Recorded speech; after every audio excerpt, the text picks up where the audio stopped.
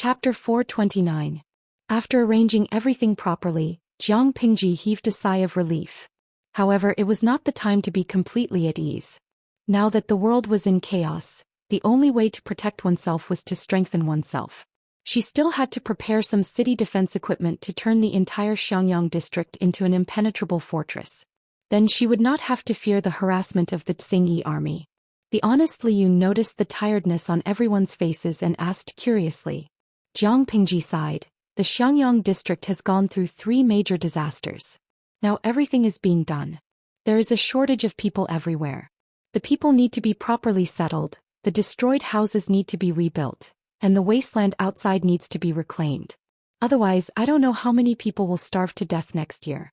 Capable people do more work. Even if I'm tired, it can't be helped. I can only use one person like 2 and try my best to do it. Li Yun was a helpful person. Otherwise, he would not have helped his troops resist the Xingyi army's pursuit. Not only that, he did not realize Jiang Pingji's sinister intentions in inviting him to the Xiangyang district. Listening to Jiang Pingji's sincere words, Li Yun's heart softened. His warm and kind nature could not help but show itself. His eyes were filled with sincerity. He asked Jiang Pingji, "Is there a shortage of people here, Langjun? Although I am not good with brains, I have some strength. If you need my help, feel free to let me know." Finishing his words, he smiled shyly. He knew the district magistrate was not a small official. His words implied that he could not wait any longer. Feng Jin, Su Ku and Meng Hun did not leave. They secretly looked at Li Yun as if they had seen a ghost. Which corner of the world did this simple-minded child come from? The Xiangyang district was hell on earth. They worked overtime until they wanted to die. The few of them had boarded the pirate ship and could not get off. Why did Li Yun want to harm them and seek abuse? Jiang Pingji said bluntly, "There is, but I'm afraid that a celestial being like Langjun is not suitable for it." Li Yun blushed and said, "You don't have to call me Langjun. Just call me Li Hanmei." As for the description of celestial being, it really made him feel embarrassed. Yun was a beauty. Li Yun's courtesy name Hanmei did not let his face down. "All right, then I won't stand on ceremony." Jiang Pingji replied readily. Under the criticism of the audience in the streaming room, she still opened her mouth. "There is indeed something that needs to be done. If Han Mei doesn't mind, I'll have to trouble you with this matter." "Don't worry, I'm not afraid of hardship." Li Yun was an honest child, this could be seen in all aspects. When he picked up his gun, he was an aloof Prince Charming. When he put it down, he was a naive and sweet boy who could be bullied by Jiang Pingji. In the end, Jiang Pingji left the task of reclaiming the land to Li Yun.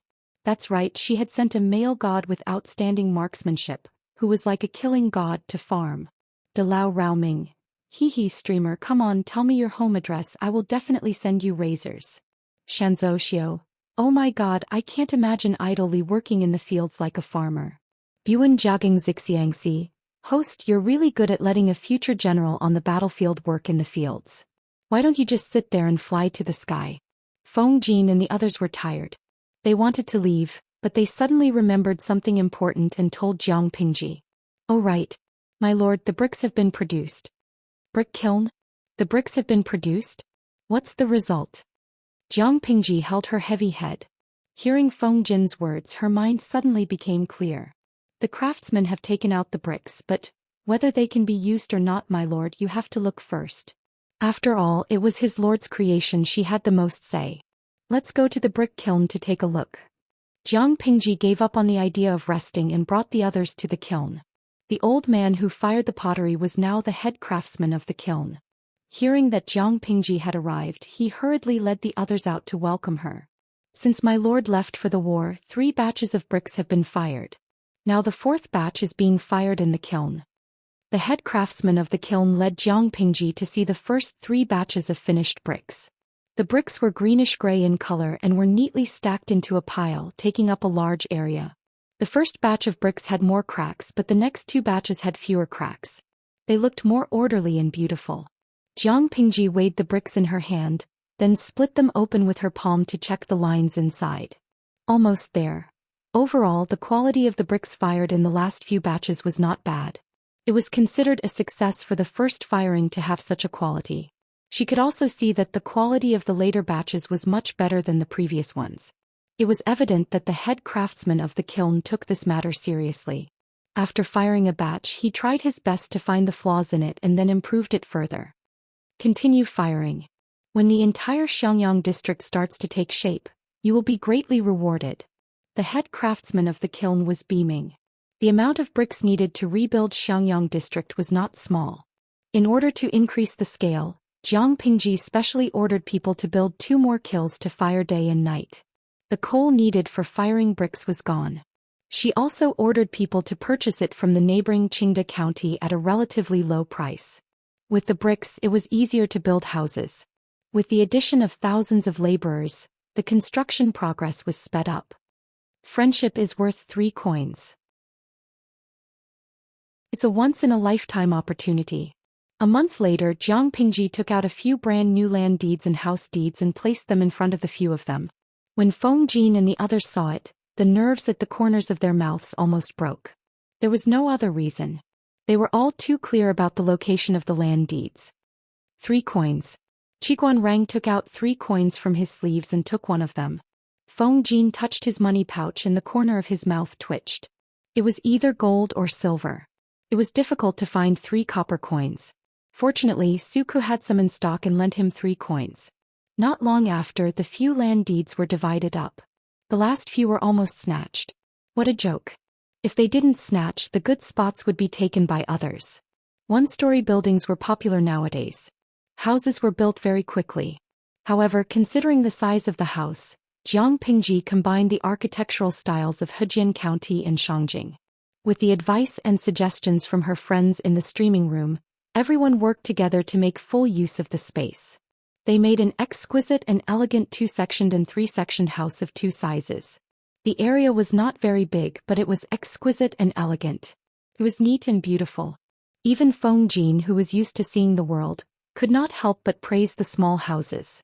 The first batch of small houses was about to be completed. Jiang Pingji played a selfish trick and gave benefits to her subordinates who worked overtime until they cried. The land deeds originally belonged to the district headquarters. Jiang Pingji bought one with 1 coin and sold it to her subordinates for 3 coins. She had no choice. She was poor.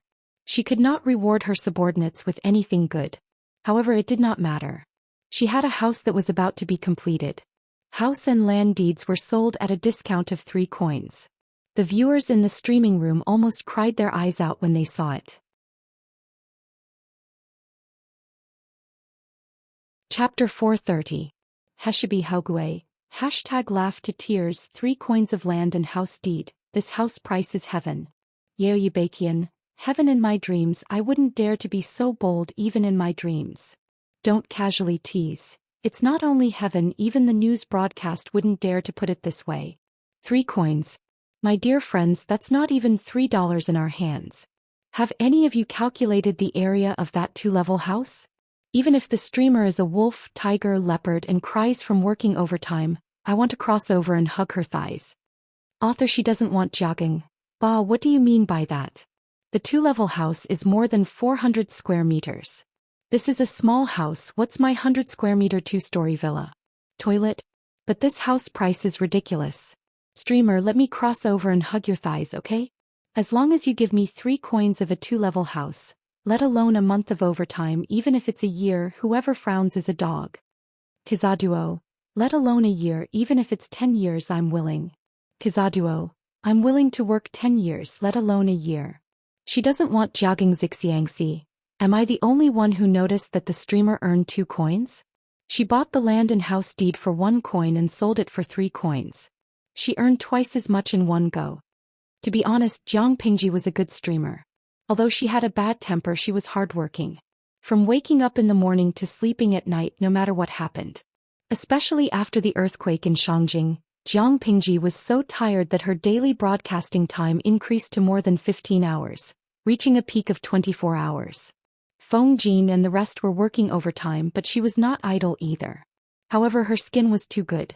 Even after staying up for 4 to 5 consecutive days, she did not have any dark circles or eye bags. The audience was quite envious at first, but then they realized that her subordinates did not believe that she was working so hard, and they immediately convulsed with laughter. It was only at such times that the unscrupulous audience would sympathize with Jiang Pingji a little. For a month, the construction of Xiangyang district was carried out in an orderly manner. From the center of the district to the surrounding areas, the first batch of exquisite houses was almost completed. When the group left, Meng Hun ran to catch up with Feng Jin and asked shyly, "Mr. Feng, can you exchange a card with me?" Feng Jin was startled. If he remembered correctly, Meng Hun had taken a 3-sectioned house, while he had a 2-sectioned house. There was a huge difference in size between the two houses. Wasn't it a huge loss to trade a 3-sectioned house for a 2-sectioned house? He explained, "Anyway, I'm just a loner. It's not convenient for me to live alone in a big place." Although Meng Hun was a martial artist, he was a meticulous person. He didn't react in time, but he soon realized that he had messed up. Jiang Pingji had obviously considered each person's family when she took out the deed of the house and the deed of the land. Those who were already married would be allocated a 3-way house, while those who were single would be allocated a 2-way house. Jiang Pingji acted too quickly. It seemed like she had taken away the house that originally belonged to Feng Jin. Of course, he had to change it back now to avoid any unhappiness and filth. Meng Hun scratched his head and said, "Teacher's house is still under construction, so the noise will be quite loud. I reckon it will disturb my niece and sister-in-law. I'm a man, so I don't mind. The sound of construction is not even as loud as my snoring." Feng Jin smiled and exchanged the deed to the land and house with the other party. In a month's time, Xiangyang district had turned from decadent to prosperous. As he walked out of the district headquarters, the ground beneath his feet was unusually flat. Even if a horse carriage of inferior quality drove on it, the people in the carriage wouldn't feel the slightest jolt. This was something that even Shangjing in the past couldn't achieve. This was because the bricks used to pave the road were green bricks fired in a brick kiln. The scale was different from the green bricks used to build houses. It was wider and thicker. Of course, from Feng Jin's point of view, it was really extravagant. Although the green bricks themselves weren't worth much, the rarer they were, the more valuable they were. He followed the address on the land deed and took a look at the future house. It was still outside the courtyard. He could see the neat green tiles when he lifted his head slightly. As soon as he entered the courtyard, there was a stone road paved with green bricks in the middle that led straight to the hall. The doors and windows of the hall and the wing rooms on both sides hadn't been installed yet. It looked empty. The diamond-patterned wooden window on the side corridor was slightly open. Other than the grain of the wood itself, there weren't any artificial carvings.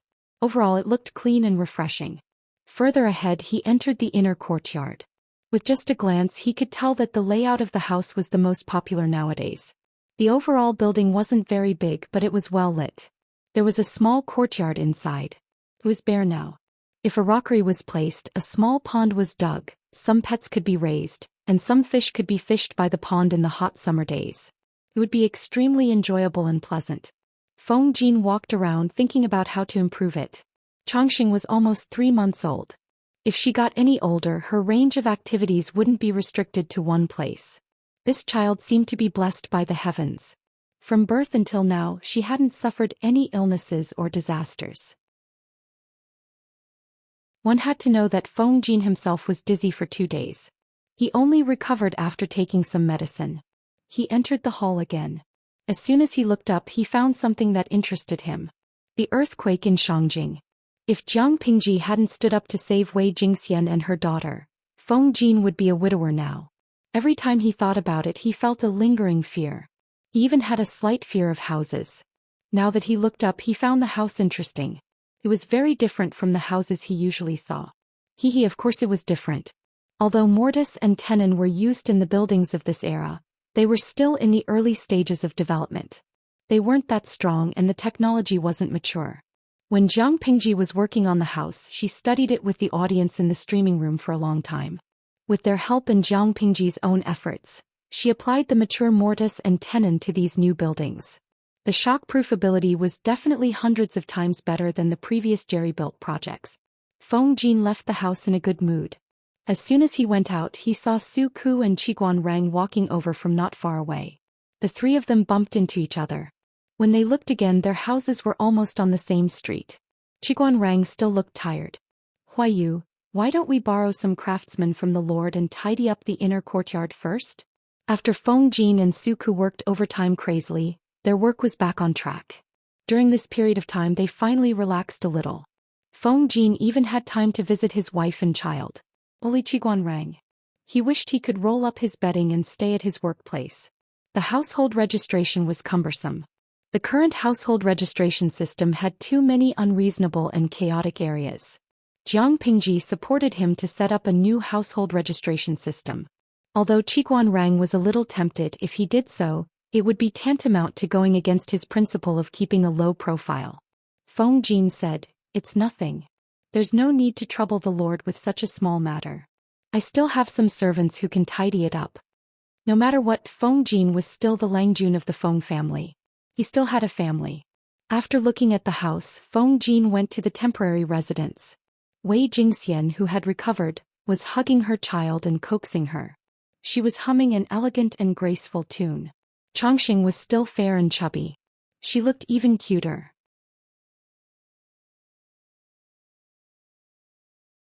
Chapter 431. Huayu's back.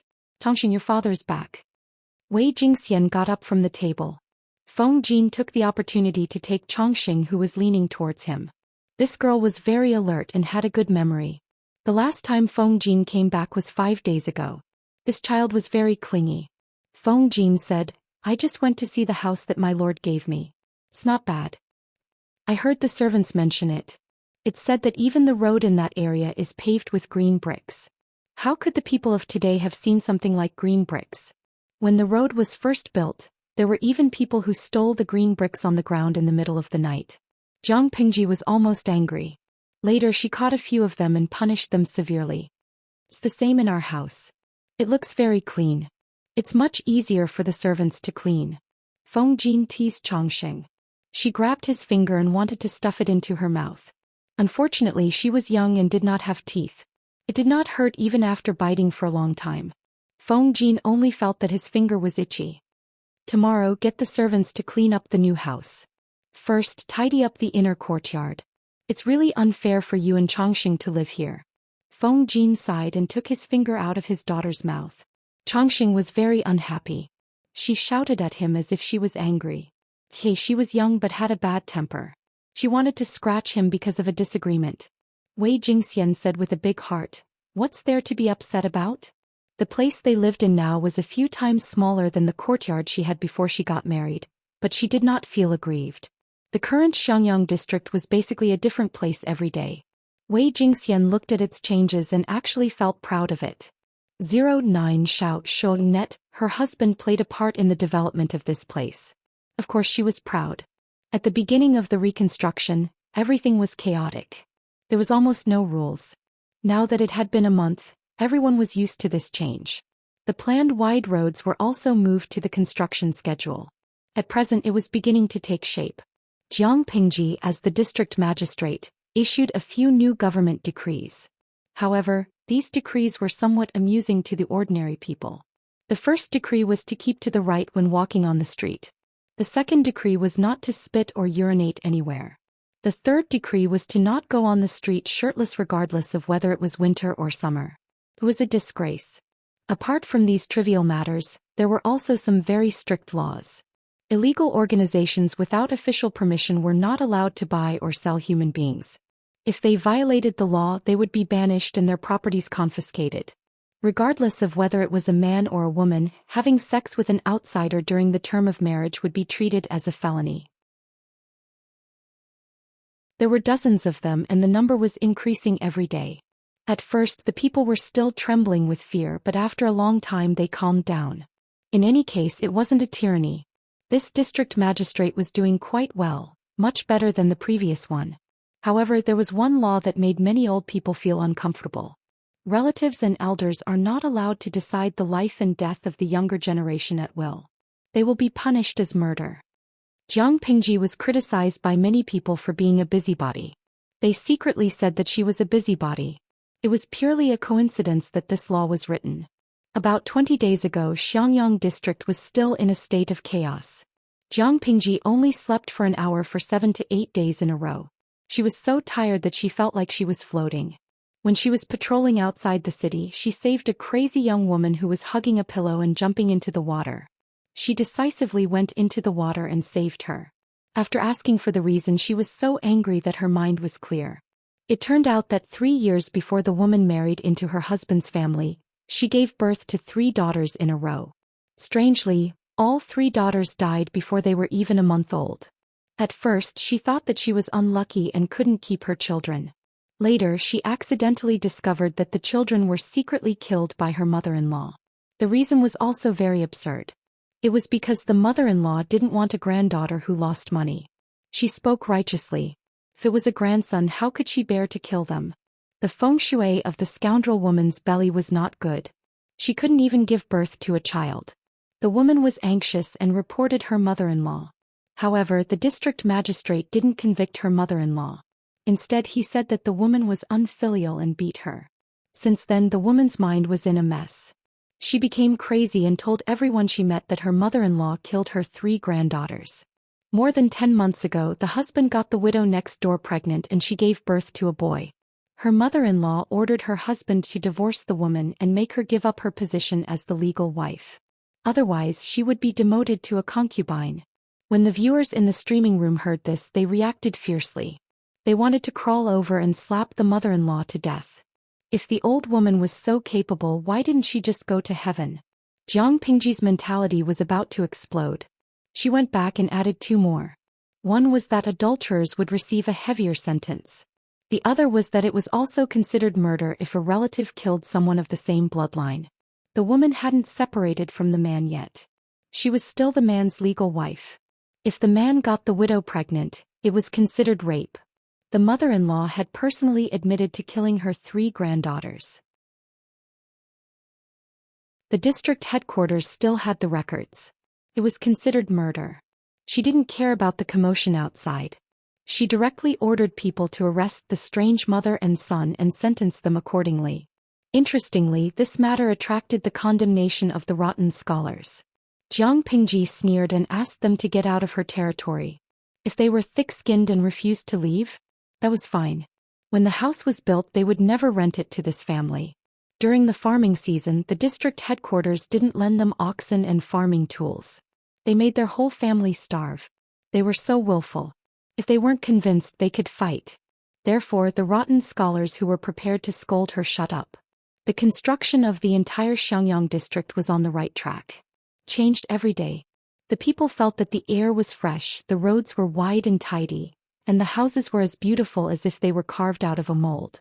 They didn't have the right to live in the luxurious area around the district headquarters, but they could use the newly registered residents to apply to rent a new house.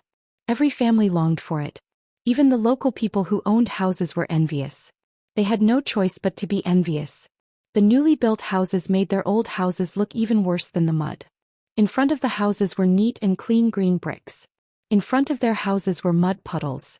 When it rained, the difference was even greater. Although their houses weren't destroyed in the earthquake, they were dilapidated. How could they look better than the new houses? The inside and outside of the new house were neatly paved with green bricks. In such a thriving environment, there were only 2 places that were so busy that they wanted to vomit blood. One was the registration department where Qiguan Rang worked. The other was Handsome Li, who was in charge of reclaiming the wasteland. After a month, his originally wheat-colored skin had become 2 shades darker, and he looked even more resolute. He had lost some of the elegance of a pretty boy, but more of a mature man's steadiness and spirit. Of course, he also gave off the feeling of an uncle farmer. Jiang Pingji thought he would quit after a few days. She didn't expect him to be so engrossed in farming that he couldn't extricate himself. Not only that, Liyun also showed great interest in Jiang Pingji's improved farming tools. He had the urge to change his profession and become a farmer instead of fighting wars. The well-behaved child even forgot when he had started calling Jiang Pingji Lord. Anyway, Jiang Pingji had inexplicably become his lord. Carrying a hoe, he entered the city barefooted. Liyun was about to ask for a cup of tea in a tea house when something floated in front of his eyes. Coach Meng. Liyun smiled, revealing a set of shining white teeth that could even reflect light under the sun. What is this? Meng Hun said, the house, the Lord gave it to you. That day when there was a meeting to reward the house, Liyun was still outside the city with a group of youngsters to reclaim the wasteland and research on fertilizer. Liyun was stunned. He asked dumbly, "House?" Meng Hun was strangely silent. He also had an honest personality, but he wasn't as naive as Liyun. He saw how his lord bullied Liyun.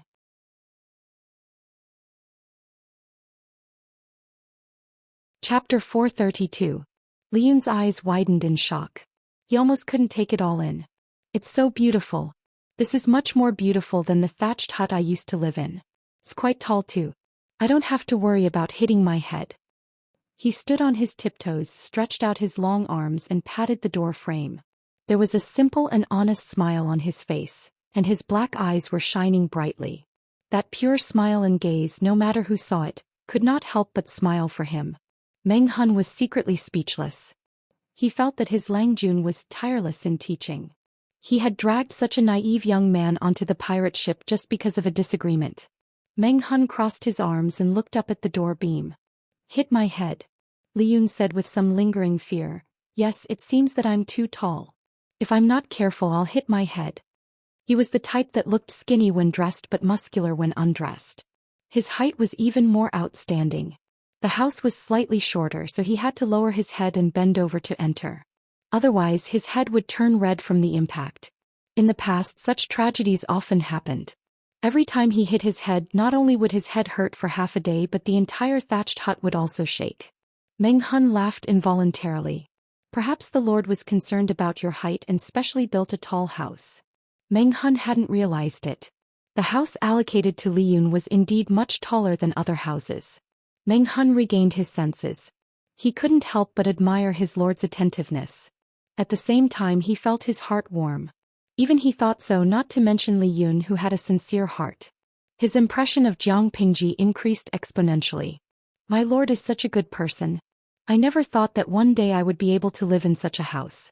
I always felt that only high officials and nobles could live in such a house." Liyun sincerely sighed, but his words changed after that. "Now that I have a house, I'll work hard to attain scholarly honors. Perhaps a girl will fall for me." Liyun's appearance was more mature. When he didn't speak, he could fool many people. They would think that he was cold and unapproachable. In reality, his temperament was rather simple. It was as if he had been brought to live in seclusion in the mountains for many years. Meng Hun didn't know whether to laugh or cry. Han Mei is handsome and good-looking. He's also skilled in martial arts. He's well-versed in military books. He's considered brave and astute. He'll definitely be extraordinary in the future. With such conditions, which girl wouldn't blush when they saw him on the street? "Why does it sound like it's difficult for you to find a wife?" Liyun replied honestly. "Master said that I'm too tall and girls don't like me." It wasn't his fault that he was tall. When he was 13 or 14, he grew so fast that he didn't even dare to eat. Meng Hun was speechless. Although Liyun was indeed a little tall, it was more manly to be more imposing and sturdy. So what if he was tall? Meng Hun saw that his expression didn't seem to be fake, so he wanted to tease him a little. He circled around Liyun and clicked his tongue, commenting, "What Han Mei said is not wrong, he is indeed too tall. One must know that most of the beautiful girls nowadays were petite and dainty. If you choose a soft and weak wife and you hug her with both hands and want to kiss her from afar, you look like a father and daughter." Liyun's cheeks flushed red and he felt very uncomfortable. Fortunately, he had become tanner recently, so the blush on his face was not very obvious. "No, Han. Don't tell me that you're still a virgin?" Meng Hun saw his reaction and found it very interesting. In this day and age, to find a man over 20 who was still a virgin was more difficult than plucking the stars from the sky. Meng Hun looked at Liyun as if he was looking at a prehistoric creature. Liyun's words made him feel embarrassed. "Master said that this is called keeping one's body clean." Meng Hun couldn't help but ask, "Are you sure it's not because there are no women in the deep mountains and forests?" He finally understood why his lord liked to bully Liyun. He was indeed easy to bully. Meng Hun brought Liyun to understand the layout of the entire house. Unlike the 3-sectioned house that needed to be renovated further, the 2-sectioned house was simpler and had everything that needed to be had. Jiang Pingji had fully considered the problems of these single dogs. She had already ordered people to build some doors and windows during the construction. If the quality of life was not high, They could just move in and stay in the two-sectioned house. Meng Hun's wife and daughter had passed away many years ago and he had no intention of remarrying, so he did not have many requirements for the place to live. As for Liyun, if you feel that the house is simple and crude, let the Lord know. She can borrow some craftsmen to renovate the house. Liyun shook his head and said, "This is already good enough, I don't want anything else." The area of the two-sectioned house was not big, but considering the military's habit of training in the morning, the house specially left an empty space for training. Every morning Liyun could practice his spear there. After he was done, he could open the side door and go to the neighboring street to buy some breakfast to appease his hunger before going to work. I wish to apply for leave to take care of master in retirement. To take care of his master in retirement, this was Liyun's wish. Meng Hun agreed. This is a filial act, the Lord will definitely approve my leave. The next day, Liyun successfully applied for 3 days of leave from Jiang Pingji. 3 days of leave. Qiguan Rang used his red rabbit-like eyes to look at Liyun with hidden bitterness. They were obviously equally busy, so why could he apply for 3 days of leave? Looking at the optimistic Liyun leaving Xiangyang district with a small bag of food, Jiang Pingji laughed and patted his shoulder. Capable people do more work. Wenjing's work is of utmost importance. If you haven't completed the household registration after the houses in the district have been settled, the people won't be able to apply to rent a new house. Qiguan Rang snorted twice, appearing unwilling. Why doesn't the Lord transfer a few more people to Rang? It's not that I'm unwilling, but in the entire Xiangyang district, which literate person dares to show up in front of you? Jiang Pingji ridiculed him, making Qiguan Rang extremely annoyed. On the other side, Liyun wore a coarse cloth robe, carrying a small bag and a silver-white spear on his back, walking under the scorching sun. The leave was only 3 days. He had to return before the deadline, so as to not let down the Lord's kindness to him. After walking for more than 4 hours, Liyun's sharp ears heard the sound of rolling wheels. Lifting his head to look ahead, there was indeed a small dot on the horizon that was slowly getting closer. "Little brother, do you know how far it is to reach Xiangyang district?" Liyun wanted to avoid it, but someone called out to him. He replied, "If we walk it'll take about 4 hours. The person had a sword hanging from his waist. Liyun could feel the faint smell of blood on him. It wasn't just this guard, the dozens of people surrounding the horse carriage all had the same smell, but the intensity was different. From the looks of it, the person sitting in the carriage should be an important person. Liyun silently pursed his lips, appearing very aloof and unapproachable. "Thank you, little brother." The guard smiled kindly at him, but his gaze drifted over the spear on Liyun's back, his eyes flashing. "Master, there's still 4 hours of journey. Let's go."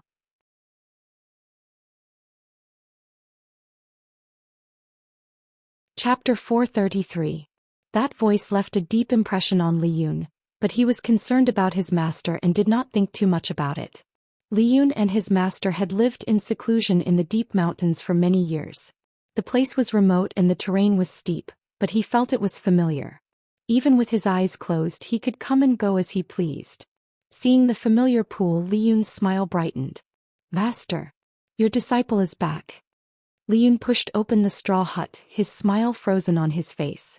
There was no one in the hut. Dust had accumulated on the table and stove. "Master." Liyun pursed his lips. Ever since he could remember, his master had never left this mountain. But looking at the thickness of the dust, this hut had been unoccupied for a long time. Where did his master go? After thinking for a while, Liyun pulled open the tattered curtains in the inner room and bent over to enter. He felt around under his master's mattress. There was a small pit under the mattress. His master always hid things in it. He searched with the mentality of giving it a try. His fingertips touched something hard. He took it out and saw that it was a scroll. Just like the impression his master gave others, his body was like a spear, strong as a blade. His handwriting was the same. "Idiot, seeing his handwriting is like meeting you. You are grown up, you can take care of yourself. I am relieved. When you see this letter, I have already left to seek revenge. If I am alive, I will return.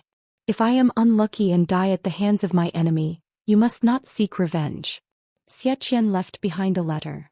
Liyun's eyes widened in disbelief. He read the letter over and over again. In the end, he helplessly believed that his master had really gone to seek revenge. But he had followed his master for so many years, but he had never heard of his master having any enemies. Would it be dangerous to seek revenge? Would the enemy be very strong? Liyun's mind was in a mess, as if he had lost his mind. After a while he got up and used a wooden basin to fetch water from the pool. He tidied up the hut. After a night he found a brush and added his whereabouts on the bamboo scroll before putting it back in its original place. If his master returned safe and sound, he would definitely follow the clues and find him. Carefully closing the door of the straw hut, Liyun left with a lonely face. Just as Liyun entered the mountains to seek his master, Xianxia district welcomed an unexpected guest. Stepping on the afterglow of the setting sun, a team of more than 50 people approached the West City Gate. Nowadays, Xianxia district is heavily guarded.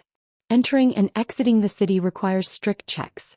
Just as the guard was about to step forward and question him, a wooden token flew towards him. The guard caught it with a confused look on his face. Find someone sensible. The person in the carriage is not someone you can casually inspect. The soldier was instantly enraged. Who was it? Who dared to put on airs in Xianxia district? Just as he was about to lose his temper, the soldier beside him pulled him back and gave him a look, asking him to look at the clan emblem on the carriage. Clan emblem? The soldier looked down at the wooden sign and then at the low-key and simple carriage behind the crowd. Both of them had patterns in the shape of willow leaves. It looked like a few willow leaves, but in fact it was the word Lu. But why does this pattern look so familiar? What are you waiting for? Isn't that the emblem of Magistrate Lu? His companion reminded him in a low voice. The soldier was so frightened that he almost dropped the wooden token. He walked forward with trepidation and asked in a low voice, "Is the noble person in the carriage a relative of Magistrate Lu?" The higher-ups didn't instruct anyone from the Lu family to come over recently. The guard felt wronged and was afraid of losing his job. The person smiled and said, "The noble person in the carriage is indeed a relative of Magistrate Lu. Go and report quickly to prevent any delays." The soldier was completely stunned and hurriedly handed the wooden token back. "Please wait for a moment, noble person. I'll go and report now." Even so, the soldier was still cautious and did not report directly to the magistrate. Instead he looked for Feng Jin nearby. "Did you say that the lord's relative is here?" Feng Jin frowned. The lord's relatives were mostly in Hejian. Lushi was also far away in Chongzhou. How could he come to Xiangyang district? No matter what, he had to go and take a look personally. Then he would know whether it was true or not. Lead the way. With that, Feng Jin walked towards the city gate. Once he saw the carriage, he was already 80% convinced. At this moment, the curtain of the carriage was lifted from the inside, revealing half a familiar face. Feng Jin almost lost his composure. Why did Lu Shi come to Xiangyang district from the borderlands of Chongzhou? Huayu, don't make a fuss. Lu Shi's hoarse voice contained a strong sense of fatigue. Let's enter the city. Because Liyun was on leave, there was no one to manage the farm matters. Jiang Pingji decided to do it herself. She wore a pair of straw sandals on her feet and a pair of wooden clogs in her hands. Leisurely, she sauntered back to the city. Her trousers were rolled up above her knees. Her originally fair and slender legs were covered in mud. Her long hair was casually tied up with a hemp rope. On the way back, she rubbed her slightly hungry stomach and took out a few coins to buy 2 steamed buns. She held one in each hand and the other in her mouth. If there was no reminder, no one would have guessed that she was the magistrate of Xiangyang district. As a result, Lu Shi saw his daughter's sloppy behavior. Seeing Lu Shi, Jiang Pingji was so shocked that she forgot to bite the steamed bun. The audience in the streaming room and their fellow streamers were stunned. Feng Jin and the others sat quietly in the hall. The seat that originally belonged to her was occupied by a charming middle-aged man. Age did not make Lu Shi look old. The white hair on his temples only made him look more mature. Time favored this man and made him look more charming than before. However, this was not the main point. The main point was, why was Lu Shi here? Without an imperial edict, the magistrate of a district could not leave his territory. Jiang Pingji held the steamed bun in her mouth and called out vaguely, "Father." Lu Shi looked at Jiang Pingji, who was dressed like a boorish youth. His already uncomfortable head felt even more uncomfortable. He felt that he had raised a fake daughter. "Father, why are you in Xiangyang district? The world is so chaotic now." Jiang Pingji swallowed the steamed bun in 2 or 3 bites. Just as she was about to step into the hall, she looked at the clean floor and then at her muddy legs. She quietly shrank back. I'll clean up now. Father, please wait. Why you take care of them first? Jiang Pingji washed off the mud on her legs, put down her trousers, put on her wooden clogs and walked steadily to meet Lu Shi.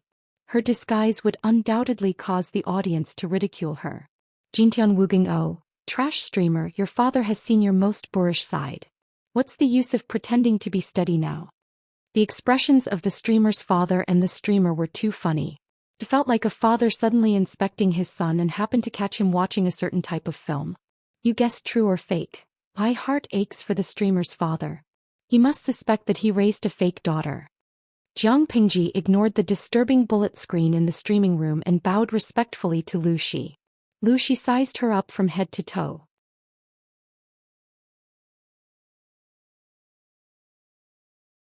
Chapter 434. Jiang Pingji could not help but feel sad. A father was indeed the best. He knew how to love his daughter. She had told Qiguan Rang that she had not slept for a long time, but he looked at her with a "don't lie" expression. I am unfilial. I made you come all the way from Chongzhou. The world is not stable. The journey is dangerous. If you miss me, you can just send a letter. Why take such a big risk and come here personally? If something happens on the way, I will feel guilty for the rest of my life. Jiang Pingji said with concern. The journey was so dangerous, but Lu Shi dared to run around. Lu Shi laughed and said, I can't feel at ease without seeing you with my own eyes. The earthquake happened too suddenly. Even though Lu Shi was far away in Chongzhou, he felt the tremors. He could not imagine what happened to his daughter, who was at the center of the earthquake. Now that I have seen you, I can sleep well tonight, Lu Shi said gently. Luo Yue secretly glanced at Lu Shi. He was a man as gentle as jade. He had an indescribably noble demeanor. He then looked at Jiang Pingji. His mind was filled with all kinds of cruel behaviors. She was either killing or preparing to kill. These two people with such different styles were actually father and son? Jiang Pingji said softly, I feel guilty. I have made you worry. Lu Shi raised his hand and rubbed his daughter's head to comfort her. He especially liked this action. Bu Zhongqing, you are not allowed to touch His Majesty's noble head. What if you become stupid? The girl's mischievous laughter seemed to have happened yesterday. It became the most vivid memory in his mind. Zhongqing, don't be too fierce. Be gentle to her. My Majesty is actually a sharp-tongued but soft-hearted person. He's the best person in the world. Zhongqing, you have to promise me that you won't mistreat her in the future.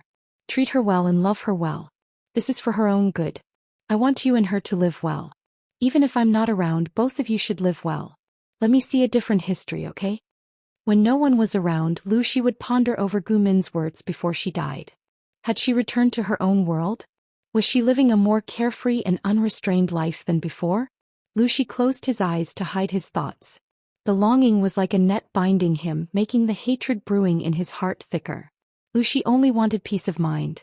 Seeing that Jiang Pingji was safe and sound, he planned to rest for 2 days before returning to Chongzhou. Feng Jin and the others tactfully took over Jiang Pingji's tasks and gave her free time to chat with her father, fulfilling her filial piety. It was also at this time that Li Yun returned early. There was no one else by his side. Meng Han asked him, Han Mei, your master didn't come over? Li Yun said dejectedly, Master left a letter saying that he went to seek revenge on his enemy. It's just that I've followed my master for so many years, but I've never heard him mention any enemies. Now that he suddenly says he's going to take revenge, it really makes me anxious. However, master is highly skilled in martial arts, so there won't be any problems when he travels outside. Meng Han secretly curled his lips. He had reservations about these words. To be able to raise such a pure and untainted child like Li Yun, that master was probably not that complicated. Nowadays the world is so chaotic. If you don't be careful when you go out, you won't even have your underwear left when you go home. Li Yun went to the district headquarters to look for Jiang Pingji to cancel his leave and return to work early. As soon as he entered, he saw his lord eating with a middle-aged man. My lord, I've returned from my leave. Lu Shi raised his head. His eyes gradually widened as he cried out involuntarily, Xiaohe? Jiang Pingji and Li Yun both revealed a baffled expression. The latter even turned his head to look behind him. There was no one. Was he calling for him? After Lu Shi blurted out, he immediately realized that he had misunderstood. The person in front of him was too young and his build was too tall. He didn't match the person in his memory. He gestured for Li Yun to come closer. With a complicated expression he asked, "What's your name?" Li Yun glanced at Jiang Pingji, his eyes seeking her opinion. Jiang Pingji replied, "Han Mei, this is my father. You can call him Old Master." Lu Shi's expression became somewhat conflicted. "Han Mei, is that your courtesy name?" This courtesy name really matched this person's face. It indeed seemed like a name that person would choose. One look and you could tell that it wasn't proper. In response to Old Master's question, "My name is Li Yun. If you don't mind, you can also call me Han Mei." "Your surname is Li, not Xia?"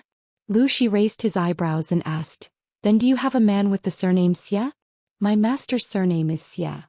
Li Yun didn't know what was going on, so he answered honestly. "Old Master, do you know my master?" "You call him master." Lu Shi was amused. His smile was sarcastic. "Where is he hiding now?" Li Yun was confused. If he didn't call his master, master, then what should he call him? Not only that, but the old master in front of him seemed to know his master. His words sounded familiar. "My master went out to travel a few days ago.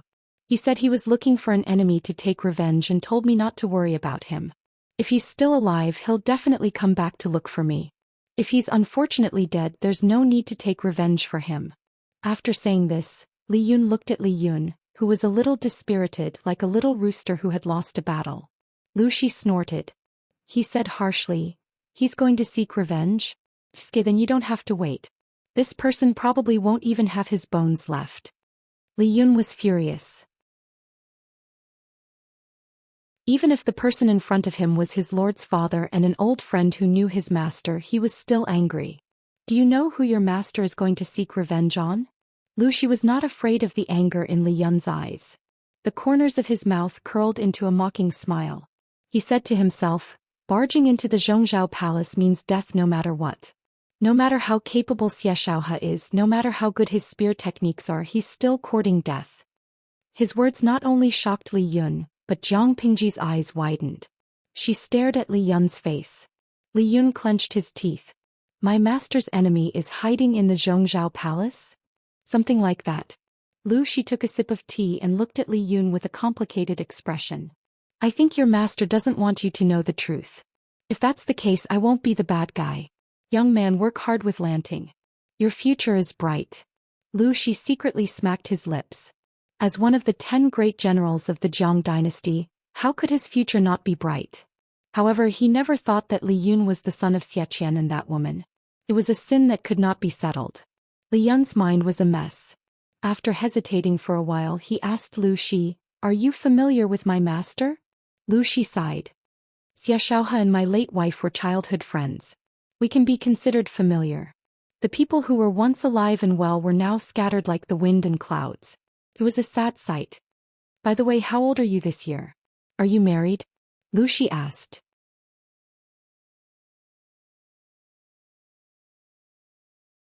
Chapter 435.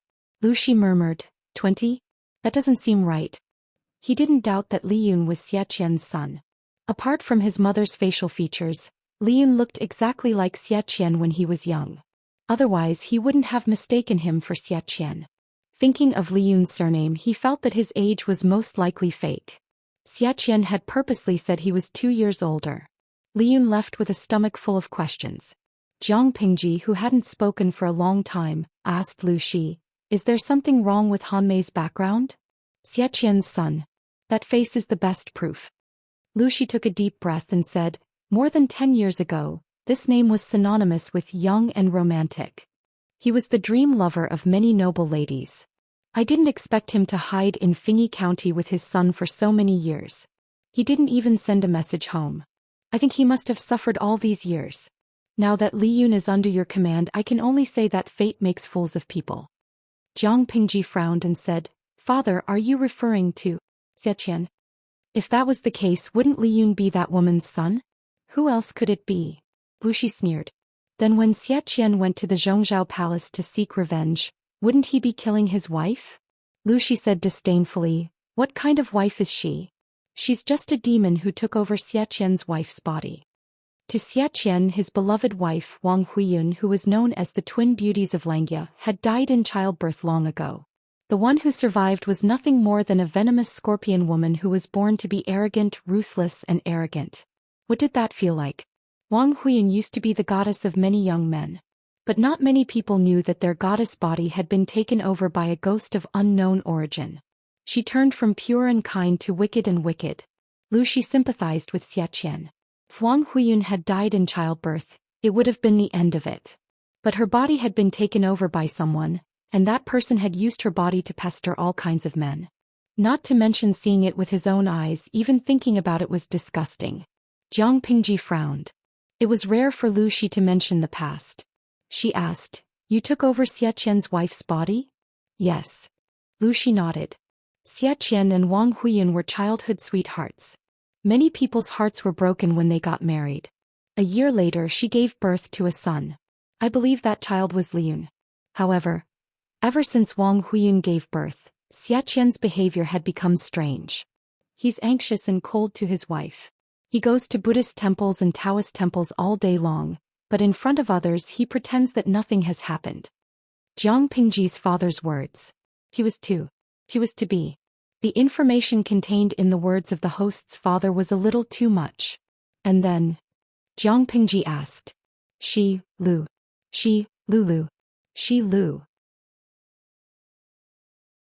She said, she's speaking of this, Lucy sneered.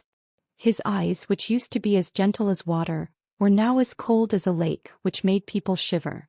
However, things are unpredictable. On their way to Hejin County they ran into bandits. Xiaqian risked his life to protect his wife. Unfortunately, he and his son were killed. But Xiaqian and Hanmei are still alive. So Wang Huiyun is lying. Lucy's face was gloomy. What bandits? Wasn't she the one who arranged them? She did it to get rid of Xiaqian. Xiaqian noticed something was wrong with her and wanted Master Liaochen to get rid of her. How could she not be afraid of a ghost of unknown origin? The atmosphere in the streaming room grew tense as Lucy's narration went on. All channel recommendation. Wybulai. Am I the only one who has goosebumps? Lao Siji Lianming. I thought about it. Xiaqian's wife was transmigrated when she was giving birth. Xiaqian found out and the transmigrator killed Xiaqian and his father. Of course, Liyun and his master are still alive. The transmigrator is suspected to have killed the host's mother. She has a deep grudge against the host's father. That's awesome, my transmigrator. Aha, you have a wild imagination, but it's very interesting. What's going on? Inueja Jugachinmo. #propping chin. I think that's the right way to transmigrate. The ancients weren't idiots. Wouldn't they be suspicious if their loved ones changed? Xiaqian felt that there was nothing wrong with finding an expert to get rid of a ghost that had taken over his wife's body. But the transmigrator was also quite something. She made a beautiful comeback and was ruthless. I don't know if she'll threaten the host. Siskan Zaya, are you kidding me? Who can kill our host? The weeds on the grave of the last person who said this are now as tall as a person. But then again, the host really needs to be careful. This transmigrator is obviously not easy to deal with. I always feel that this transmigrator has a sense of superiority. Maybe she's read too many brainless transmigration novels? Yu Heshibi. This is a world that has definitely been penetrated into a sieve. Listen to my analysis. The transmigrator is a harem beauty. The host's mother is a sweet farmer. And the host is a despicable fighter. Looking at it this way, the host seems like a traitor. As a transmigrator, she doesn't look for someone to fall in love with, but instead snatches a job for men. You're awesome. Jiaging Wanfuzo. You guys don't understand. The host skill is the real deal. When you become an emperor, you can sleep with all the men in the world. That's the integrity a transmigrator should have. If you want to have sex, you should have sex. What's the use of fighting over a man with a few women? Who knows how many cucumbers have been used? If you have the ability to make all the men in the world fight for you, all the men will fight for you, and all the men will fight for you just to look at you. What are 3,000 handsome men to you? When he said that, he suddenly felt that the usually frivolous host's figure had suddenly grown a few notches taller. What does she want by doing this? Jiang Pingji didn't understand. Oh, who knows? Lu Shi was disdainful. But she's very ambitious. Be careful, Lanting. Jiang Pingji nodded. Even if Lu Shi didn't say anything, she was always on guard. After ending the unpleasant topic, Lu Shi suddenly thought of something. Oh right. Lu Shi said, there was a child marriage. Jiang Pingji was stunned. What? Isn't your mother and Xie Qian childhood friends? They used to joke that the two families would become in-laws. Lu Shi looked at Jiang Pingji helplessly. Lanting, you're already 16 this year. Don't you think about that? I think Li Yun is a little simple-minded. But Xie Qian's son can't be too bad. He's also quite good-looking. If you like him, you can take him.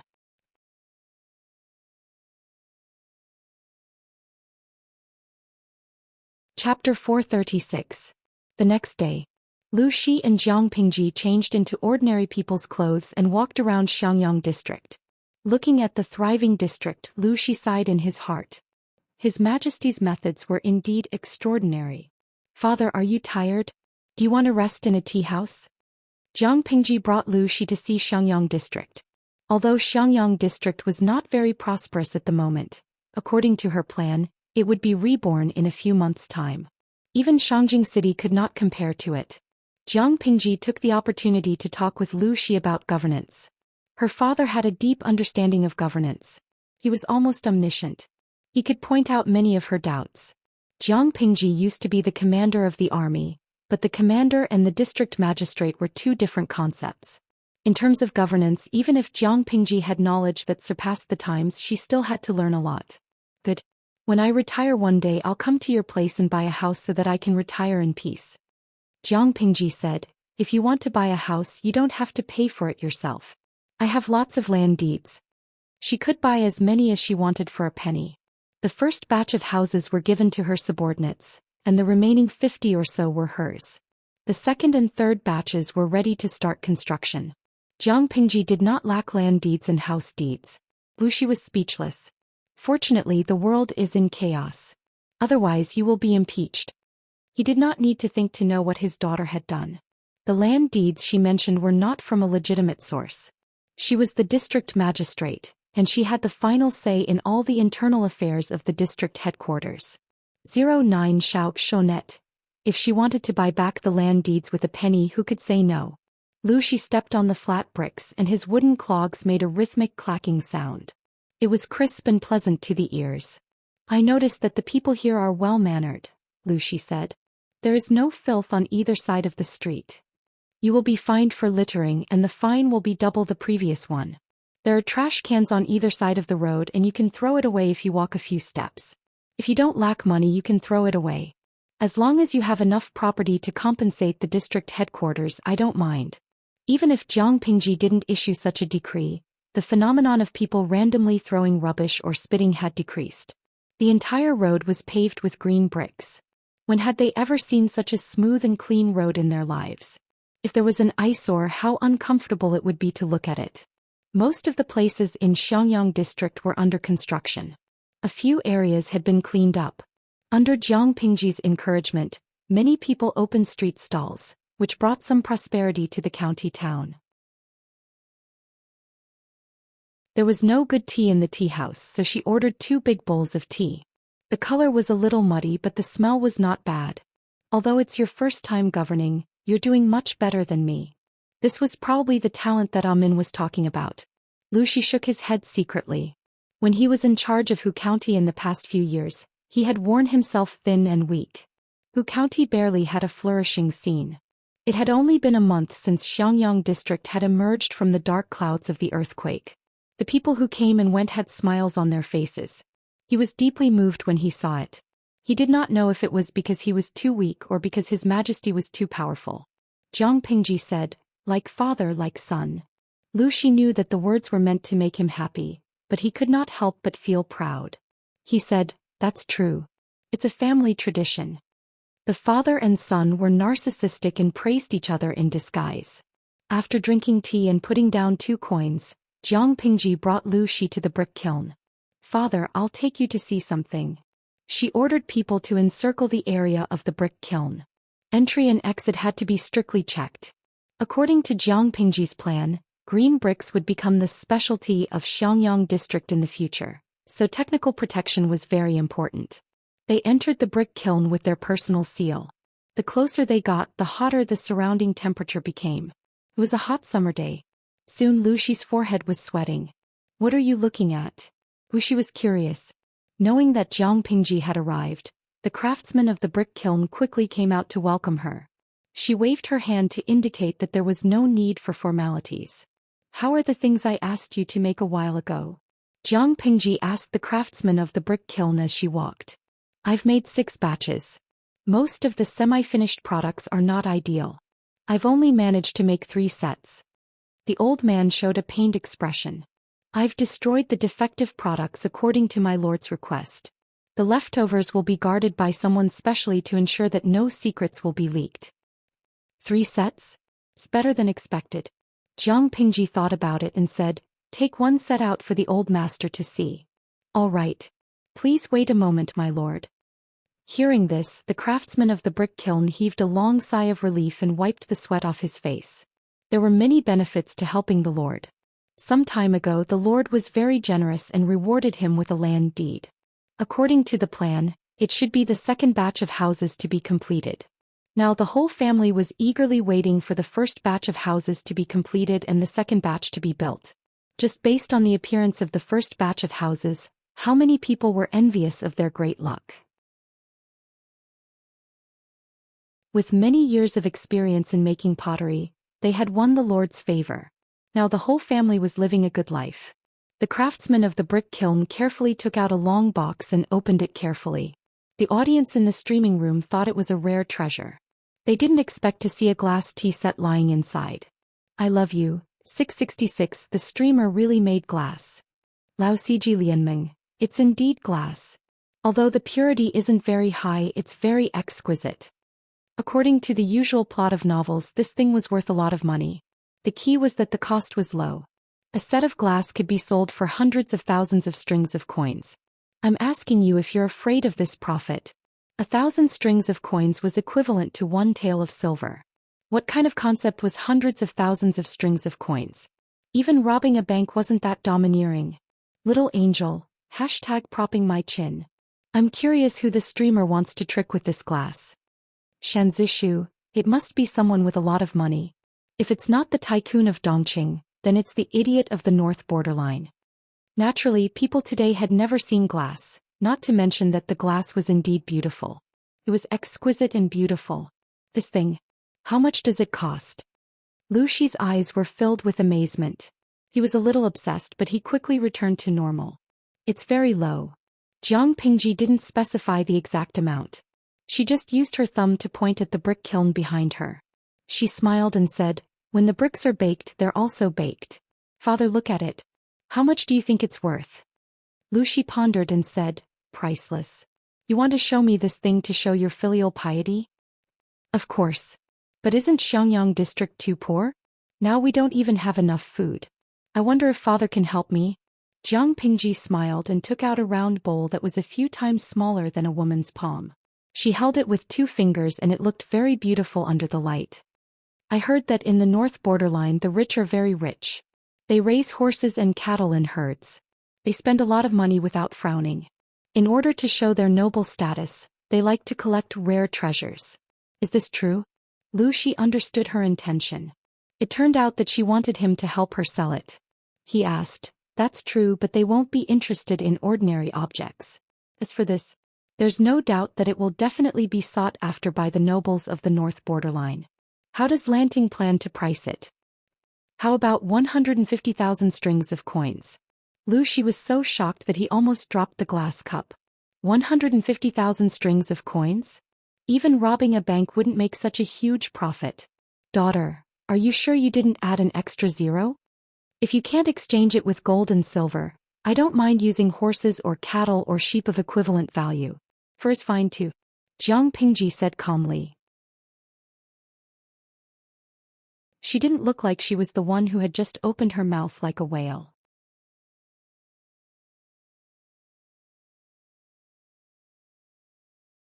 Chapter 437. Bow to the despotic tyrant. 150,000 strings of coins. Are you sure the streamer didn't say 10,000? Eli Qingda. Can anyone explain how much 150,000 strings of coins is? 10 fingers are not enough. So Tianyan, not to mention 10 fingers, even if you count the hands and feet of your whole family, you still won't be able to calculate it. Xinshi Liugang, let's put it this way. Different dynasties have different exchange rates between copper coins, silver coins, and gold. It fluctuates like foreign exchange. You won't understand even if I explain it in detail. To put it simply, one coin is equivalent to 1,000 coins. One coin is equivalent to $1 here, so 150,000 strings of coins. Can you guess how much money it is? Traveling to ancient times with a glass vase at home and becoming a billionaire in an instant. Are you afraid of such a huge profit? Selling a set of glass products for 150 million. Streamer, you're not just black-hearted, you're black-hearted from head to toe. Jiang Pingji looked at their comments and added helplessly. Host V, I'm not that black-hearted. Converting it to here, it's at most 70 to 80 million. Everyone, Dashan Motzi, this is the first time I know that it's not black-hearted to set a price of 7 or 8 yuan at 70 to 80 million. Slimming failure. Streamer, you're great. Shi steadied his heart to avoid being scared to death by his daughter. He looked at the glass tea set with a conflicted expression. After a while he said, if there's only one set in the world, it's not impossible to sell it for 150,000 strings of coins. Jiang Pingji raised her eyebrows and said, it's definitely impossible to sell one set. That's why the price is set too high. Small profits but quick turnover can benefit more nobles in the northern borderline. The price should be set at a level that they can accept, but they don't think it's cheap. Shi pondered for a while and his gaze turned to the glass tea set a few times. I think 5 to 20 strings of coins should be enough. We need to make a few more types of these things and the price can be increased or decreased according to the purity. If we want the sales to be good, we have to plan carefully and promote their origins. After hearing Jiang Pingji's whopping price of 150,000 strings of coins, the audience felt that the streamer's father was very kind. Xianggu is the cutest. Have my values been corrupted? Why do I feel that glassware is cheap? To me Dalao. To the one above, you are not alone. Don't Hushual Badeo. To the previous poster, there are more than 2 of you. Jiang Pingji frowned as she looked at the rows of complaints. Isn't this price too low? Shi said, that's a good price. If you want a good horse, you'll have to lower the price. The northern borderline was vast and rich in high-quality horses. They also kept a close eye on the various horse farms. However, there would always be people who would take risks for the sake of profit. The horse that Shi gave to Jiang Pingji was smuggled out. It was originally meant to be presented to the king of the northern borderline, but the officials under him intercepted it and sold it. The horse that they gave to the king was slightly inferior. How could Shi not know about this? Lanting, Amin often says that doing business is like fighting a war or ruling a country. There are many ways to do it. Once you master the rules, you can play with the entire market. Shi smiled. His wife was an expert in business. She was the one who had built up the businesses of the second branch of the Lu family. He had been with her for many years and had learned a little. Leave this matter to me. You just have to wait for the money to come in. Jiang Pingji naturally believed in Shi. Then I will control the number of kills and strive for excellence. Shi nodded and added, the rarer something is, the greater its value. No matter how good something is, once there are too many of them, it won't be considered good anymore. I will stay here for a few more days to make a few sets of good quality and bring them back. From then on, don't make this thing in the kiln for the time being. Keep a close eye on the people under you. If anyone secretly makes it or spreads the skill, kill them. Don't be soft-hearted. I know. I have people who know how to make it. I know who leaked the secret. Jiang Pingji had a gentle smile on her face. The craftsman of the kiln could not help but feel his scalp go numb when he heard it. The old man had experienced things like learning a skill, secretly opening a kiln to make it, and then smuggling and selling it for profit when he was young. After all, it was a business with no capital. Who would not do such a good thing? He was not afraid of not having profits, but he was afraid of not having the guts. When he heard the conversation between the father and son, even he could not help but tremble. That was a few strings of coins. Who would not be tempted? However, what she said next made him shrink his neck. No matter how much money he had to be alive to spend it. Do a good job. When we make a lot of money, we won't forget your contributions. Jiang Pingji raised her hand and patted the shoulders of the craftsman. If you do a good job, I will remove your grandchildren's status as craftsmen. In the future, when the county opens a school, give them a free place to study. The current household registration system was a pain in the ass. The children of craftsmen could only be registered as craftsmen. In terms of social status, although they were slightly higher than slaves, they were still lower than ordinary people. It was impossible for a craftsman to remove their status as craftsmen without some miraculous encounters. Not to mention that the Lord had promised to give their children the opportunity to study. In this era, it was not easy to study no matter how rich the family was. The source of books was a big problem. How could they study without textbooks? Jiang Pingji was born into an aristocratic family. Naturally, the craftsman did not doubt her. The craftsman's eyes lit up. He said in a loud voice, "Rest assured, my lord. I will not let you down." For the sake of the bright future of his descendants, for the sake of them becoming superior people, the craftsman of the brick kiln wished he could live here directly, keeping his eyes wide open to supervise everyone, managing every step well, and personally destroying all the glass waste. That's good. Jiang Pingji asked the craftsman to take out the 3 sets of glass tea sets. The best set would be given to Lu Shi. One would be used by herself, and the other would be kept in the government office of the county. The next day, Qiguan Rang came to work with sleepy eyes. When he opened the door, a strong golden light shone into the hall. The reflection made his eyes blur. What the hell was that? He squinted his eyes and found a set of exquisite, colorful objects on the table inside. All of a sudden, all the sleepy bugs flew away. Qiguan Rang was so scared that he quickly retreated to the door. He looked around and murmured, "Could it be that I'm not awake yet?" Qiguan Rang did not believe it. He took small steps toward the table. The beautiful objects had not disappeared. He carefully reached out his hand and touched it. A cold sensation came from his fingertips. They did not turn into bubbles. It's not a dream. His breathing became heavier. He stared at them with a serious expression. "What's wrong, Wenjing?" After a while, Feng Jin came in with a large pile of dusty bamboo slips. Qiguan Rang was already inside.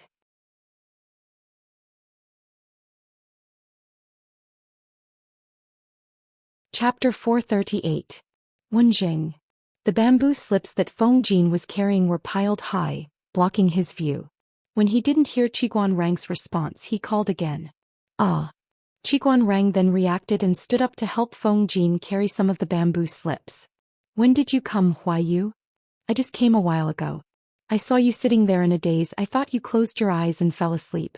Feng Jin carried the large pile of bamboo slips to the short table behind the screen in the government office. He sorted them according to the contents of the strips of cloth stuck on each bamboo slip.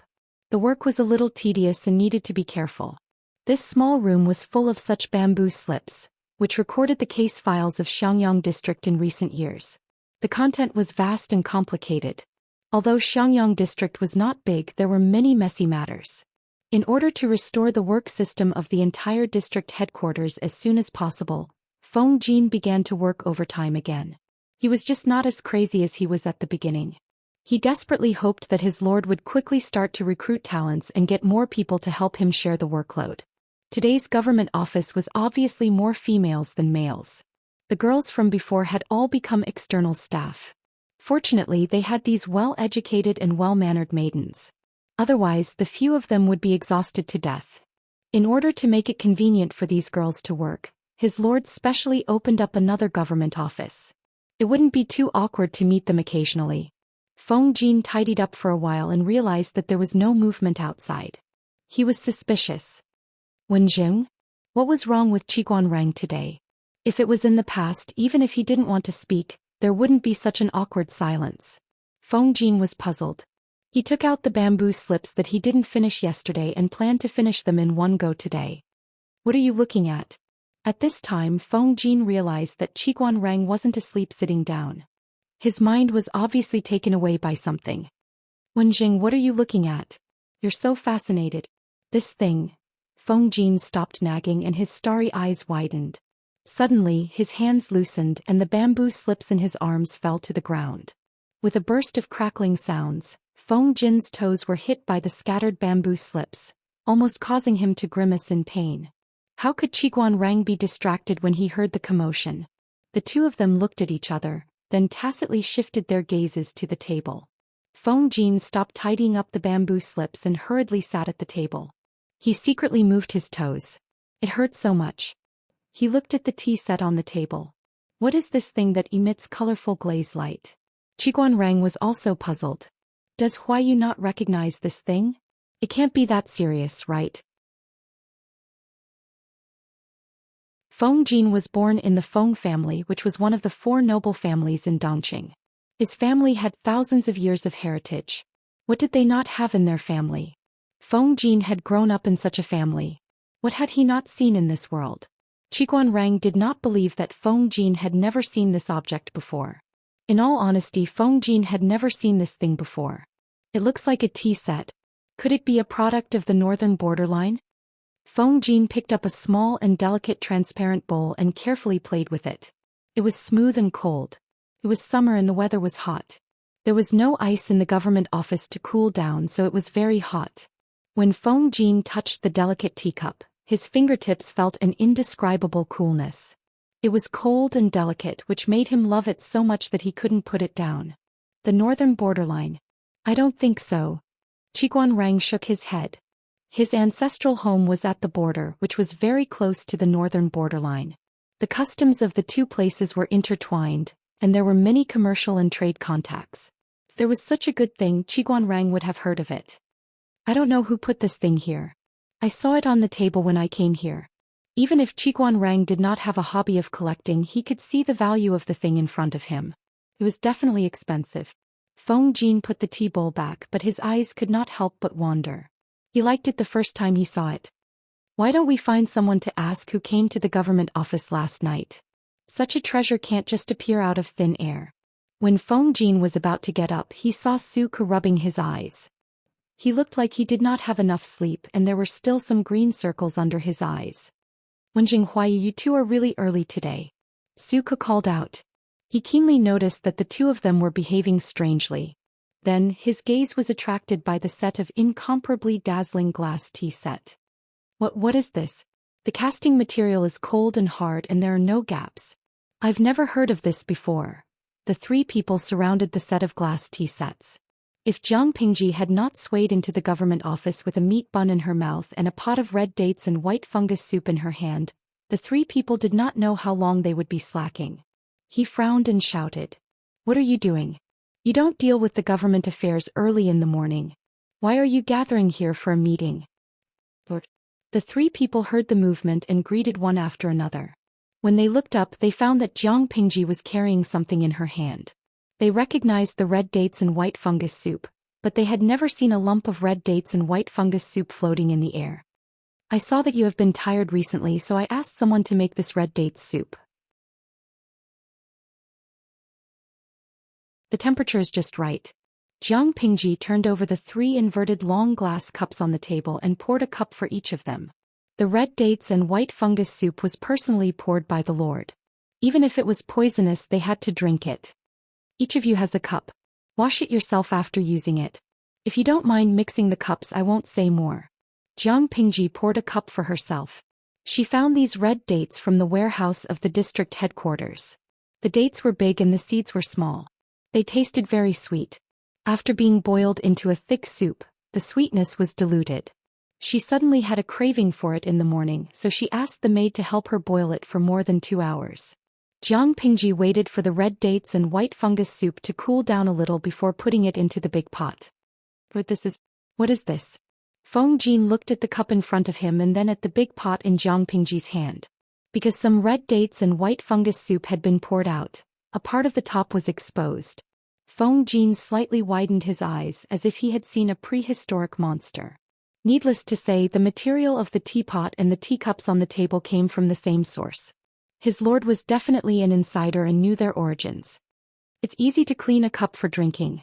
The only drawback is that it's a little brittle and can't be dropped. Jiang Pingji's answer almost made Feng Jin and the other 2 choke. How could she want to drop such a precious glaze? Drink it. Don't worry, I didn't cook it. The maid of the district headquarters cooked it for me. Tastes good. The three of them were silent. It was not a matter of whether the red dates and white fungus soup tasted good at all. Suka picked up the cup. His fingertips could feel the warmth from the red dates and white fungus soup. But where did these things come from? In fact, he wanted to ask how much it was worth, whether it was expensive, and whether he could buy one with his little wealth. The surface of the cup was smooth and translucent, with a colorful glaze. One could not help but want to gently touch the surface of the cup. The delicate touch was hard to match even for a girl with the most delicate skin. Suka not only had a problem with voice, but he also had some fetishes. This could be seen from his reaction when he first touched the bamboo paper.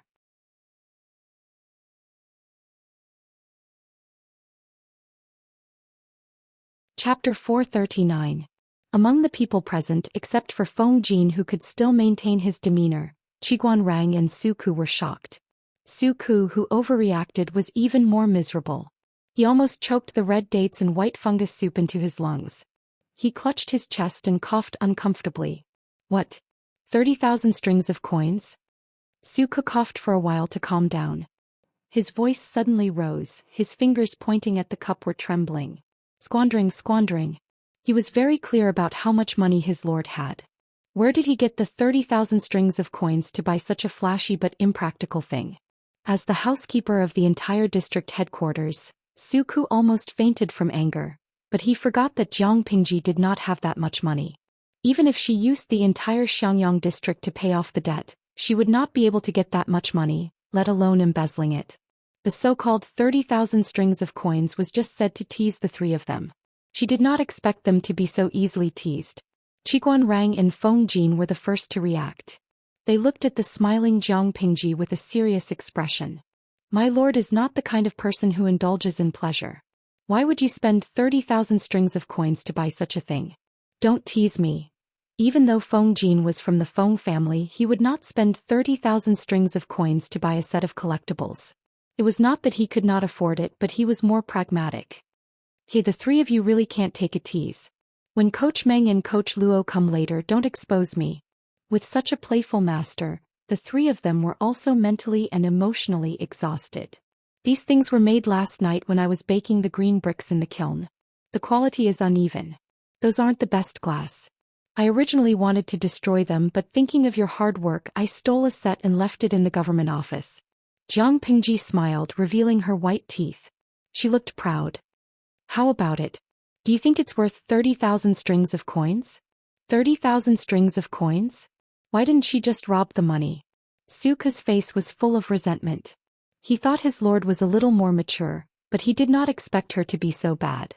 Feng Jin straightened his mind and carefully looked at the object in his hands. After thinking for a while, he slowly opened his mouth. This thing is rare in the world. It can be said to be a work of art. The quality is even more unheard of. If I meet someone who knows how to do it, 30,000 strings of coins is definitely worth it. It's just that. I don't know how much money, manpower, and time are needed to make this thing. 30,000 strings of coins.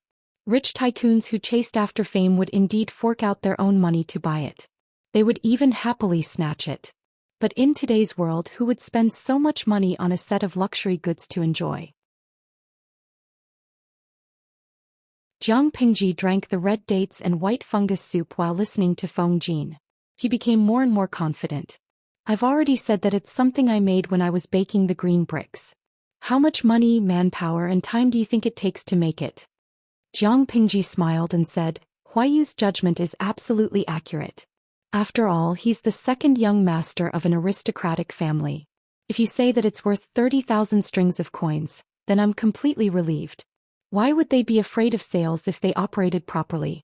I'm afraid that the supply will not be able to meet the demand and people will come begging to buy it. Feng Jin and the rest were stunned on the spot. When they understood what Jiang Pingji meant, they were even more shocked. My lord, you mean to say, sell them for 30,000 strings of coins? Jiang Pingji said casually, no, these cups are for you to drink tea. When you drink tea from a ceramic bowl, there's always a muddy taste. Jiang Pingji not only wanted to bake glass products, but she also wanted to make porcelain that could only be found in the History Museum. However, she was still researching with her companions in the streaming room. It would take a while before she could start production. Seeing the three strategists' dumbfounded expressions, Jiang Pingji said shamelessly, "Your lord, I sympathize with my subordinates. Why would I treat you unfairly and exploit you? The few batches of glass tea sets that are baked in the brick kiln are for sale. Even if your lord plays with mud, she's different from ordinary people. She can play with different tricks. It's not 30,000 strings of coins, it might be 3 million strings of coins or even more." She wanted to see who would dare to mock her for only playing with mud. If she didn't play with mud, where did the green bricks in Xianxia district come from? Where did the glass in the brick kiln come from? Although Jiang Pingji didn't show a proud expression, her eyebrows were raised a little more than usual. Feng Jin and the rest were too shocked and didn't notice this detail, but the viewers in the streaming room were sharp-eyed. Jin Tian jigging. Look, the streamer is so proud of herself. Bazia, if you didn't remind me, I wouldn't have noticed this detail. Looking at it now, not only is the streamer's tail high up in the sky, it's practically bringing her to fly to the 9th layer of heaven. Mayan Zizao, the streamer's proud look is asking for a beating, but why do I find it so cute? Don't talk nonsense. Sigh, if that's the case, then I'll silently feel sorry for the fool who is about to be cheated. What is a fool? A fool with a lot of money. Come quickly. Jiang Pingji targeted the 3 tribes of the north borderline and set it as the first stop to cheat money. Although the north borderline always fantasizes about how powerful they are and can't wait to use the whites of their eyes to despise Dongqing, they secretly hold things from the hinterland of the Central Plains in high esteem. Not only do they fight to buy them, they even regard it as a fashion. Their mouths are very stubborn, but their bodies are very honest. The noble women and ladies of the north borderline are proud of collecting treasures from the Central Plains. Things that can only be sold for 1 or 2 strings of coins in the Central Plains can be sold for at least 10 times more at the 3 tribes of the north borderline. If it weren't for such profits and the dangerous journey, who would be willing to do business in the north borderline? Su Ku and the other 2 were shocked by Jiang Pingji's bold words. They even forgot how to speak. Feng Jin was the first to react. He said solemnly, "My lord, you have to protect the manufacturing method closely. Don't worry. Before we earn enough money, I'll send someone to keep an eye on the brick kiln." Lu Shi had reminded her about this matter and Feng Jin mentioned it again. How could Jiang Pingji not take it seriously? She had already thought of a way to deal with it. The rarer something is, the greater its value. If there's too much of it, it'll be worthless. Whoever dares to cut off her source of wealth, she'll cut off her descendants. Suka's expression was dreamy. He only found his voice after a long while. "My lord, these things, how much exactly do they cost?" "They come with the bricks. It's just a few coins, right?" Jiang Pingji said uncertainly. Everyone was silent again. Things that cost a few coins. Selling them for 30,000 strings of coins. Doesn't your conscience hurt? Suka subconsciously raised his hand and touched his chest. They were the ones who earned money. Why should his conscience hurt? Not only did it not hurt, it was also alive and kicking. The 3 of them shouted in unison, "Great! Host V. When this batch of glass is sold, the Xiangyang district government will have the money to pay salaries." Jiang Pingji's words were like a fake bomb that exploded. The audience in the streaming room was so shocked that they couldn't react. Wait, what did the host say? Pay salaries? The audience in the streaming room was still immersed in Jiang Pingji's shamelessness. They didn't expect her to be so shameless.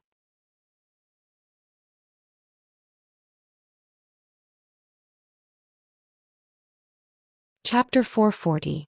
Such a hardworking, crazy, overtime, free, tall, rich and handsome employee, please give them a dozen.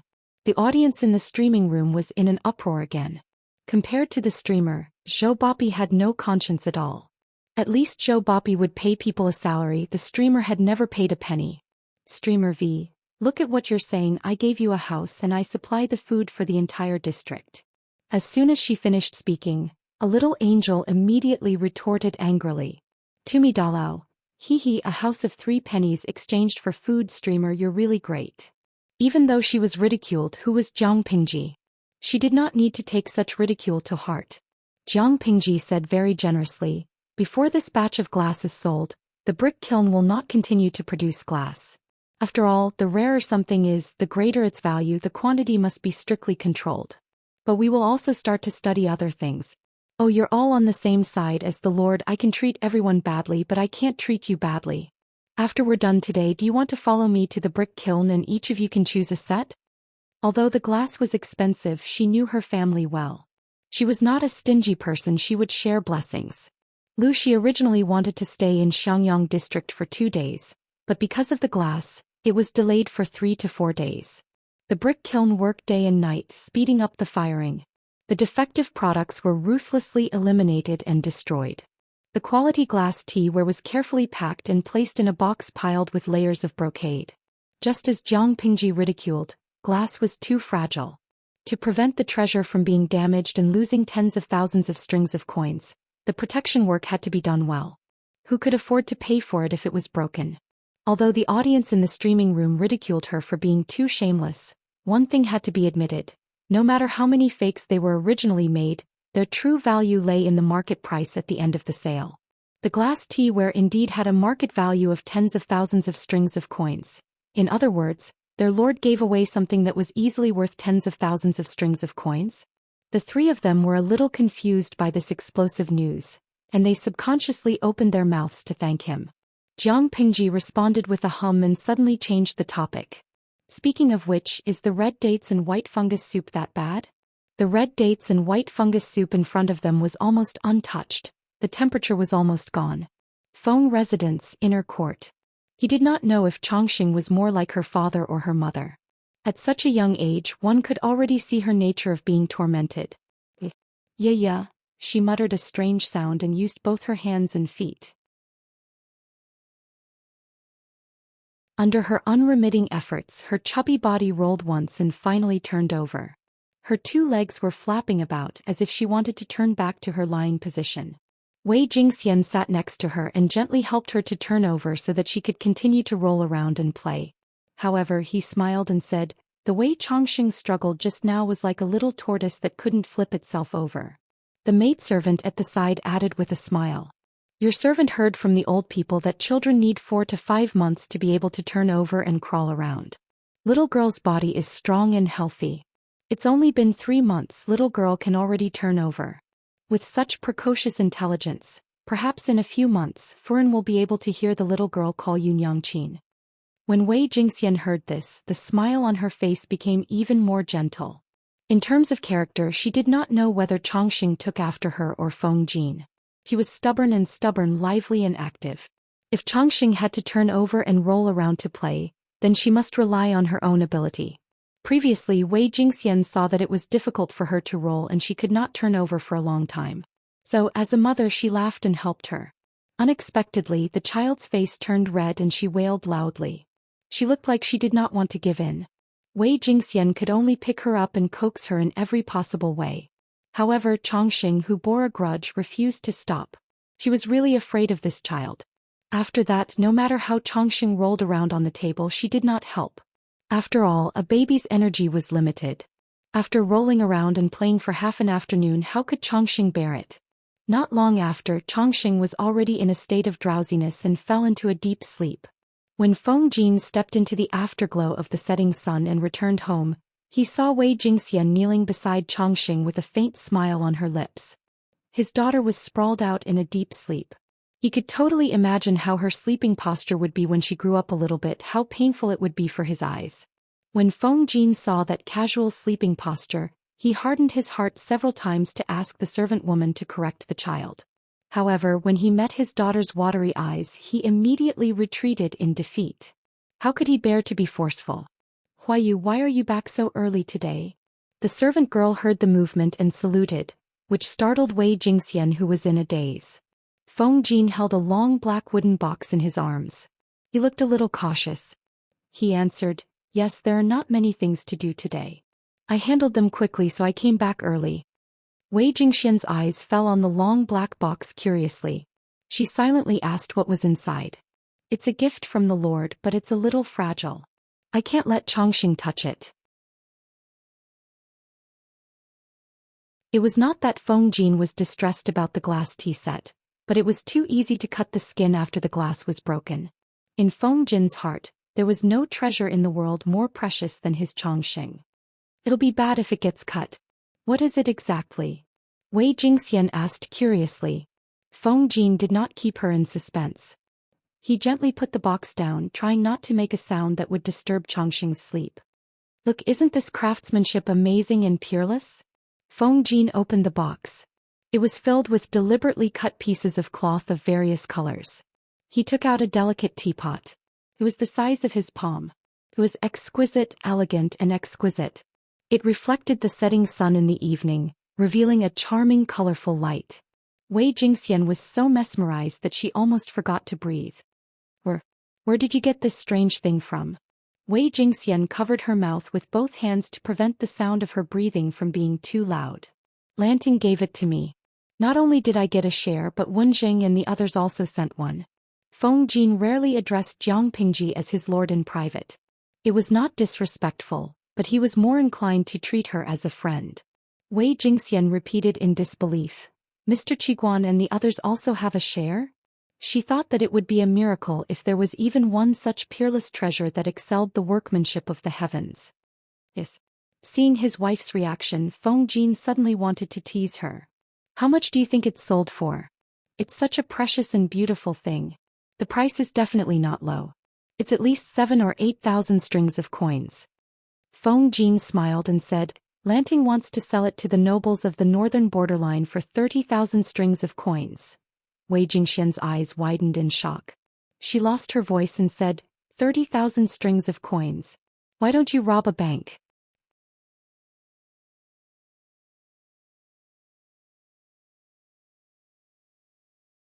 Chapter 441. A few days later, Lu Shi left with 20 sets of glass tea sets. Jiang Pingji saw him off outside the city. Lanting, you're 16 years old this year. Have you ever thought of revealing your true identity? Lu Shi looked at Jiang Pingji, who was riding on White's back, and said, I'm not asking you to restore your identity now. I just want you to reveal some information to those close to you in case they can't accept it. It's better to be prepared just in case. Jiang Pingji thought about it and said, this matter doesn't have to be rushed. Lu Shi did not understand. Jiang Pingji said, why you knows that I'm a girl? He's already accepted the most stubborn part. What's there for me to be afraid of? As for Xiaoyu and Wenjing, seriously, they're not blind. In a year or two, I think a simple disguise won't be able to hide my daughter's characteristics. Let them suspect it themselves. It's better for them to discover it themselves than for me to say it myself. Jiang Pingji was clear about her own body. She had already evaluated Lu Shi's body.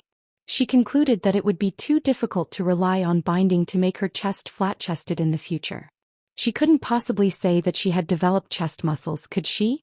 After thinking about it, she decided to restore her original identity when her power was slightly stronger and she conquered the whole of Fengyi County or even Wanzhou. Even if Lu Shi hadn't reminded her, Jiang Pingji had the intention to slowly reveal her intentions. Her chest was slowly beginning to develop. It was too uncomfortable to continue binding. In order to release her cleavage and to breathe smoothly, she had to speed up her pace and build her power. Lu Shi saw that she had her own plans and felt reassured. The father and daughter exchanged a few words. Then he asked the horsekeeper to set off. Scope.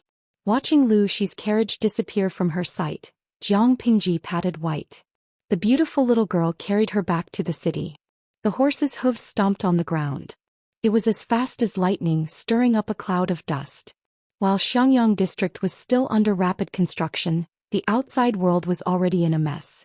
Although the Xingyi army had been rejected twice by Jiang Pingji, they still had a great appeal among the uninformed people. In addition, the Dongqing court had adopted a laissez-faire measure against them. This also led to the two northern prefectures becoming a battlefield for the Xingyi army and the Red Lotus group. There was not much difference between the two peasant forces that rose up in revolt, but as time passed, the Red Lotus group gradually developed and strengthened, steadily suppressing the Xingyi army. The reason was that the members of the Xingyi army were bandits, while the Red Lotus group was a group of bandits with beliefs and needs. Was the Dongqing emperor willing to let these peasants act like tyrants in his territory? Of course he was unwilling, and he even wished for nothing more than to capture all these wicked people, behead them, and exterminate their 9 generations. He had no choice but to allow the north to descend into chaos. 100,000 imperial guards escorting the entire royal family and the court officials to move the capital to Qinzhou was already very taxing. If the Tsingyi army or the Red Lotus group were to harass and pursue them from behind, no one could guarantee the safety of the royal family and the important officials. More importantly, the Dongqing emperor would not allow his dignity as the emperor to be trampled on like this. Therefore, when two groups of peasants rose up in revolt in the north, the Dongqing emperor simply turned a blind eye to it and allowed them to fight among themselves, restrain each other and exhaust each other. It was a blessing in disguise for the team that moved the capital to Qinzhou. They traveled steadily and did not encounter too many disturbances along the way. Now that more than 3 months had passed, the huge and bloated team finally stepped into the border of Qinzhou. Calculating the time, they would reach the new capital in another 7 or 8 days. Everyone from top to bottom could not help but heave a sigh of relief. At that moment, the Dongqing emperor received news that almost made him vomit blood. Unfilial son. The Dongqing emperor was so angry that his hands trembled. He slapped Wuma Jun hard and his face tilted to one side. Wuma Jun was called over by the emperor. As soon as the father and son saw each other, he was slapped hard and he was stunned. Wuma Jun hated the emperor to the core. He could not wait for the old man to die immediately, but he still had to put on a sad expression. He knelt at the emperor's feet sincerely and said with tears streaming down his face, "Father, I don't know what I did to make you so angry, but I still beg you to calm down. Don't harm your body because of me. Father, father," he cried sincerely and sorrowfully, but his eyes were filled with childish admiration for his father. His acting skills burst forth, moving the audience. However, the Dongqing emperor was full of anger now. How could he be fooled by Wuma Jun's performance? The more Wuma Jun acted like this, the more disgusted he felt. Therefore he did not suppress his anger at all. He simply slapped Wuma Jun again so that both sides of his face were symmetrical. Bastard. When he spat out these 2 words, Wuma Jun's face turned pale. His eyes revealed a strong hatred. "Father, I have no problem with you slapping me, but you have to let me know what I did wrong, right?" Wuma Jun really hated the emperor in front of him, but he yearned for the emperor's unscrupulous supreme power. Look, if the man in front of him was not the emperor, how could he casually slap him, trample on his dignity and disregard his character? It was all because the man in front of him was the emperor. At that moment, his inner obsession with the emperor's power climbed to the peak. "What did you do wrong? Ha, you bastard, what right do you have to ask me what did you do wrong?" The Dongqing emperor was so angry that he wanted to laugh at his stupid son. He was handsome, but why was he so stupid? Did he really think that he was the only smart person in the world? Let me ask you, why was Prince Changshu able to take my transfer order and leave Zhangzhou with his troops to Qinzhou? This man has the ambition of a wolf. Are you blind that you didn't see it? Once he shed all pretense of cordiality, both you and I will die without a burial place. Without the emperor's decree, Prince Changshu would not have been able to pass through all the checkpoints without losing a single soldier. The sun in front of him really made him feel cold. Wuma Jun's expression changed. He thought of something and asked in surprise, "Uncle, you brought your troops out of your fief?" The Dongqing emperor laughed coldly. "Yes, 150,000 soldiers and horses were only 2 days' journey from here. If it weren't for the fact that I had a lot of trusted subordinates who kept an eye out and sent this matter to me as quickly as possible, would I have to wait until the day my head falls to the ground to find out what kind of good things you have done behind my back?" Wuma Jun's face turned pale. "Father, I did not do this." The Dongqing emperor was furious. He lifted his foot and kicked Wuma Jun's heart. "Bastard, how dare you quibble?" He had obviously used his strength to kick his son until he fainted. The Dongqing emperor took a breath and calmed down a little. He raised his hand and asked the medical officer to examine Wuma Jun. Perhaps because he had been too angry recently, the wrinkles on the emperor's face became more obvious and made him look older. Don't be sad. I will give you children in the future, many, many children." The emperor sat on the side of the bed and looked at the pale-faced woman lying on the bed. Her originally beautiful face was now pale and weak, making one feel pity for her. He comforted her. "You're a fool. Why didn't you discuss such an important matter with me?" Hui Jun turned sideways. Her tears flowed silently. She looked very pitiful. Her eyes were misty with tears. She looked at herself and said, You and the fourth prince are father and son. I am just a stubborn person. No matter how deep my relationship with your majesty is, how can it be deeper than the relationship between your majesty and the fourth prince?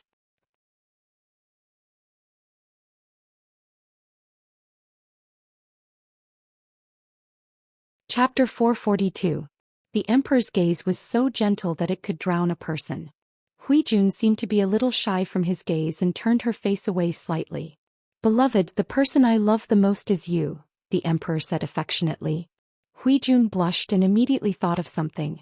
She said, You don't blame me anymore? When did I blame you? The Dongqing emperor said. That's all that unfilial son's fault. Why should I blame you? Huijun's heart calmed down. She blushed shyly, which made people's throats itch. Then what about Prince Xianxia? He's leading troops and has a fake imperial edict forged by the fourth prince. It's okay. I'll send someone to ask him to go back. If he refuses, The Dongqing emperor comforted Huijun gently. Don't be afraid. I wish I could hurt myself, but I can't bear to hurt you. Why are you so stupid? Take good care of yourself and give birth to 8 or 10 royal children for me in the future. Huijun was extremely shy when she heard this. Of course, she was laughing non-stop in her heart. She would rather give birth to a pig's child than this disgusting animal in front of her. Looking at the emperor's back as he left, Huijun, who was originally weak, snorted coldly and fell asleep on her side. When the earthquake in Shangjing happened, Wumajun asked her to find a way to get the emperor's private seal. She used all kinds of excuses to delay it for more than a month. She would be distracted from time to time in front of the emperor, her eyes filled with struggle and pain. Later, Wumajun was forced into a corner. She had to steal the emperor's private seal and fool around with him again. That night, she secretly asked someone to get an abortion pill. Of course, she was definitely not pregnant. After all, her body had been ruined in her early years. Perhaps she would never have the chance to be a mother in this lifetime, so it was fine to take the abortion pill. However, her carelessness was discovered by the emperor. Under his relentless questioning, she painfully revealed that Wumajun had forced himself on her during the day. She also revealed that Wumajun had asked for the emperor's private seal. In order to prevent Wumajun from being eliminated so quickly, she begged the emperor not to pursue this matter. For this, she put in a lot of effort. She drank medicine and tried to commit suicide. In any case, she wouldn't die. The people the emperor had arranged to be by her side wouldn't let anything happen to her. Therefore, Huijun was having a good time. The emperor, on the other hand, was exhausted. Perhaps the emperor also wanted to see what Wumajun was going to do with his personal seal. Perhaps her pleading had worked, so he had been holding it in for the past few days. Until he accidentally received news that Prince Xianxia had led his troops to Qinzhou. The emperor was instantly enraged, and that was what had happened just now. Huijun did not understand politics, but she knew one thing. It's easier to invite the devil in than to send him away. Prince Xianxia rushed over from Kaifeng with hundreds of thousands of troops. He was ambitious, so how could he be willing to be sent back? It would be best if they fought until their faces were red and their necks were swollen. Their brothers would quarrel with each other and they would not be in the mood to care about the news from the north. She would find a way to kill anything that could threaten her Langjun in the cradle. For example, the ambitious princess of the northern borderline. Huijun used her status to torment her. His mind was filled with all sorts of nonsense. Huijun yawned lazily. She thought about whether she should jump into the water to commit suicide tomorrow, or continue to lie in bed and pretend to be pitiful. When she thought of Wumajun and his son, she secretly rolled her eyes. How could such filthy people be the noblest royal family in the world? Huijun did not like palace fights. In addition, the emperor valued her. He slowly arranged for more and more confidants. The conspiracies in the harem could not be used in front of her. However, as an arrogant and pampered imperial concubine, it did not mean that she would not cause trouble for others. It was boring on the road. Bullying the emperor's beautiful concubines and the old and faded empress became her daily routine. Bring me the bronze mirror. Huijun had just fallen asleep when she thought of something. She ordered the palace maid to bring the bronze mirror. Her body was getting healthier. In order to maintain her sickly appearance, she did not torment herself into a serious illness. Instead, the palace maids around her fell ill one after another. She opened her watery eyes and saw that the woman in the mirror was still as beautiful as ever. She sighed faintly. Why was there such a stunning beauty in the world? Daily Narcissism 1/1. Completed. Huijun was not a person who paid much attention to her appearance. However, she faintly realized that such a perfect body had something to do with her Langjun. What kind of method could make a person with average looks become a beauty that could cause the downfall of a city? Huijun felt that this was probably the method of a deity. Thus she slowly began to pay attention to herself in the mirror. She compared herself in the mirror with the one in her memory. Gradually she developed the habit of looking at herself in the mirror. She enjoyed it very much. Wuma Jun's injuries were serious. He was unconscious for most of the night. The medical officer used the best medicine to pull him back from the gates of hell. Seeing that Wuma Jun had woken up, Lu Huan heaved a sigh of relief. "Husband, you're awake." She was only 13 years old. Her figure was petite and weak. However, her belly was very big. It was only 5 months, but her belly was bulging like a balloon. It was as if she had been pregnant for 8 or 9 months. It made people feel heavy just by looking at her. If an ordinary woman was pregnant with such a big belly, her complexion would not be good. However, Lu Huan was different. Her complexion was getting better day by day. Even her footsteps were lighter. Many servants secretly suspected that there was a problem with the 4th imperial concubine's belly. Could it be a fake pregnancy? Before this ridiculous rumor could spread, Lu Huan had already dragged the person out and beaten him to death. She was pregnant with the precious royal grandson. Who said that it was a fake pregnancy? Wuma Jun woke up and looked straight up. He did not say a word. However, deep in his eyes, a thick and dense hatred was brewing. "Husband, drink some ginseng soup. I personally brewed it for you." Lu Huan tried hard to fight for Wuma Jun's love. Unfortunately, this person did not touch her except on their wedding night. She knew that Wuma Jun still had that B*teeth Huijun in his heart. "Get lost." Wuma Jun raised his hand and knocked the bowl of ginseng soup to the ground. His face was ferocious. His eyes were bloodshot. He looked very terrifying. In the north of Dongqing, it had become a battlefield for the Tsing-Yi army and the Red Lotus group. The people were mourning. Only Xiangyang district had become a pure paradise. The construction progress was getting faster and faster. The entire district was full of vitality. The forces in the south of Dongqing were even more nervous. Prince Changsho did not obey the imperial edict and refused to return to his fief. His ambition was obvious. Under such circumstances, the forces in the north borderline also began to stir. Lu Shi returned to Chongzhou under such circumstances. He took a brief look at the government affairs during this period of time. He discovered that there were faint rumors in the north borderline. Obviously, they felt that the time was ripe. They wanted to take advantage of Dongqing's complete weakness to destroy Dongqing in one fell swoop and occupy the central plains at the lowest cost. Their ambition was not small. Lu Shi roughly estimated the situation in Dongqing and sneered coldly in his heart. Before the 3 tribes of the north borderline made a move against him, he would first make a move against them. Crack. Lu Shi took a bite of the seasonal fruit. His mouth watered. He waved his hand and summoned his butler. The Lu residents had many businesses in the open and in the dark. Their business network had already spread throughout the north borderline. This was an invisible intelligence network. Before the outbreak of chaos, he wanted to make a fortune.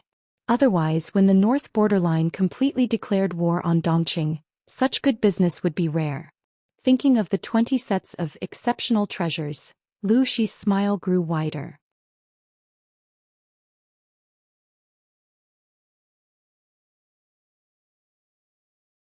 Chapter 443. The northern borderline was vast and had a small population. Coupled with the years of war, it was difficult for the people to survive. In the past 20 years, the royal family of the northern borderline, under the suggestion of the wise ones, finally agreed to cultivate and recuperate. They encouraged the people to have children and actively opened up business and trade with neighboring countries. Without a doubt, this policy was very correct. Today, the 3 tribes of the northern borderline were prosperous and lively. The country was extremely powerful. More than a decade ago, they launched a sneak attack on the border of Dongqing and took over the 3 cities of Chongzhou and Shangyu County. This made the northern borderline arrogant. They even thought that they had the absolute power to enter the Central Plains. After all, Dongqing was too weak now. It could not withstand the ravages of their armored cavalry. The country's demise was imminent. The wise ones of the northern borderline realized this and hurriedly beat them down. Only then did they manage to suppress the impetuousness and arrogance of the northern borderline. In recent years, Princess Xianxia had interfered. Dongqing's political situation had become more and more chaotic. The country's power had plummeted. In the eyes of the northern borderline, Dongqing was already in the bag. As soon as their king of the northern borderline gave the order, they could mobilize their troops to attack Dongqing. Under such circumstances, the king of the northern borderline could no longer hold back his pride. The king's authority was getting stronger and stronger. Until now, the wise one's honest and harsh words had aroused the king's disgust. This impetuous and arrogant atmosphere affected the entire northern borderline from top to bottom. Wu Liba, the strategist of the northern borderline's wise ones, seemed rough and rash, but he was actually a meticulous strategist. He realized the hidden dangers of the superficial arrogance in the northern borderline. He had advised the king of the northern borderline several times. No matter how weak Dongqing was, it was once one of the top 5 in the Central Plains. They should be extremely cautious when facing this enemy. Since ancient times, were there any lack of examples of arrogant soldiers being defeated? However, no matter how Wu Liba quoted from the classics, the king of the northern borderline did not listen. He even berated him harshly. Faced with this situation, Wu Liba was both worried and sad. He was not afraid of anything else. He was afraid that the northern borderline would become arrogant and look down on the enemy because of a small victory. Today he was scolded by the king of the northern borderline again because of his advice. He hoped that the king of the northern borderline would order an order to restrain the excessive extravagance of the subjects and the exaggerated status of showing off their wealth. He pointed out the shortcomings and spoke generously, but the king of the northern borderline did not accept it. Wu Liba sighed. This was not a good thing for the north borderline, but he could do nothing about it. He couldn't tell when it started, but this demonic wind and evil qi had spread throughout the entire northern borderline. Filled with rage, Wu Liba returned home, exhausted both physically and mentally. A few female slaves came forward to serve him. He waited for a long time but did not see his wife. His thick eyebrows were tightly knitted together and his eyes were filled with undisguised unhappiness. He really looked down on this crude and uncultured wife of his. However, this marriage was fought for by Wu Liba's elders. Because his wife's maiden family ran a trading company, their wealth was well known in the northern borderline. When he marched to war, he needed the help of this generous wife to supply his rations. On account of this, Wu Liba felt that he could still tolerate this wife. However, men, especially men from the northern borderline, which one of them didn't want a shrewish wife to be gentle to them? This was a thought that even Wu Liba could not avoid. He had a strong desire to possess and control his wife. If he returned home one day and did not see his wife, Wu Liba's mood would become very bad. The northern borderline did not value a woman's chastity. There was no such thing as loyalty between husband and wife. If the wife was not satisfied with or did not like her husband, she might turn around and have an affair or keep a gigolo. Wu Liba believed that he was well versed in the culture of the Central Plains. Of course, he could not accept his wife climbing over the wall to find a man. Whenever his wife was not within his sight, Wu Liba could not help but worry that she was fooling around with a gigolo. He was in a bad mood and asked the female slave in a gruff voice, "Where did Madame go?" The female slave replied with trepidation, "Madame went out with a few other noble ladies. She will be back in about 4 hours." Hearing this, Wu Liba's mood became even worse. He snorted angrily, "Lead the way, let's go take a look." His wife was already crude and uncultured. If she mingled with those women, how could her upbringing be good? At this moment, Wu Liba's wife was shopping heroically. Yes, shopping. When people went out to shop, they did not buy the good ones, only the expensive ones. One person could buy up an entire street. Her family was rich and the northern borderline valued women very much. Hence, Wu Liba's wife did not lack money. Moreover, her husband was a brave general of the northern borderline. He was from the Wise One's clan and was highly respected. Even the king of the northern borderline had to treat him with respect. Wu Liba's wife's life could not be more comfortable. When she was bored, she would bring a group of sisters to sweep the streets. Now, a group of northern borderline noble ladies were eagerly waiting for the treasure house's shopkeeper to deliver the treasures. Ladies, sorry to keep you waiting. The treasure house's shopkeeper was of mixed blood. He had the gentleness and elegance of a man from the Central Plains, but also the boldness and valiance of a man from the northern borderline. If not for the fact that he was already 45 years old and had a few granddaughters and grandsons, many high-ranking officials in the northern borderline would not be at ease to let their wives frequent the treasure house. This man was too charismatic. If he were to sleep with his wife while shopping, it would be a grievance. The shop often sold precious smuggled goods. This was also the favorite place of the northern borderline's aristocrats because the goods were good and expensive. The man held a box steadily in both hands. His slightly thin lips spoke in an elegant and tactful tone. These noble ladies even dared to press their husbands to the ground and beat them up. Usually when they shouted, their voices could be heard from miles away. However, in front of this elegant middle-aged man, they could not help but display the demeanor of a lady. They patiently waited for him to slowly open the box and reveal the rare treasures inside. This is a colored glaze ware. Ladies, please take a look. After the box was opened, the ladies' eyes were all attracted by the items lying quietly in the box. Wu Liba's wife only came to her senses after a while. She opened her mouth and asked, "Mr. Shopkeeper, how much are these treasures?" The shopkeeper said, "This is a set of tea ware. The quality and workmanship are rare in the world. The price is a little expensive." Wu Liba's wife said with a smile, "Could it be that shopkeeper is worried that I cannot afford it?" The shopkeeper said, "Madam must be joking. Madam's family is rich enough to rival a country. Everyone in the Central Plains knows that. How could Madam not be able to afford it? Even if you really cannot afford it for Madam's sake, this set of treasures should lower its price and beg you to take it away. A treasure should be matched with a beautiful woman. Only a beautiful woman like Madam can bring out its value." Madam Wu Liba's cheeks reddened. The smile on her face grew brighter. Shopkeeper is really getting better at talking. There was no woman who did not like to be praised. Madame Wu Liba was even more so. Although the other ladies were not as rich as this one, they were also extravagant. They hurriedly inquired about the price. The shopkeeper's eyelids narrowed slightly. He said gently, "This set is of above-average quality. It is not considered the best. Therefore it is only sold for 25,000 strings of coins." 25,000 strings of coins? This price made many of the ladies hesitate. It was not that they could not afford it, but they felt that it was slightly expensive.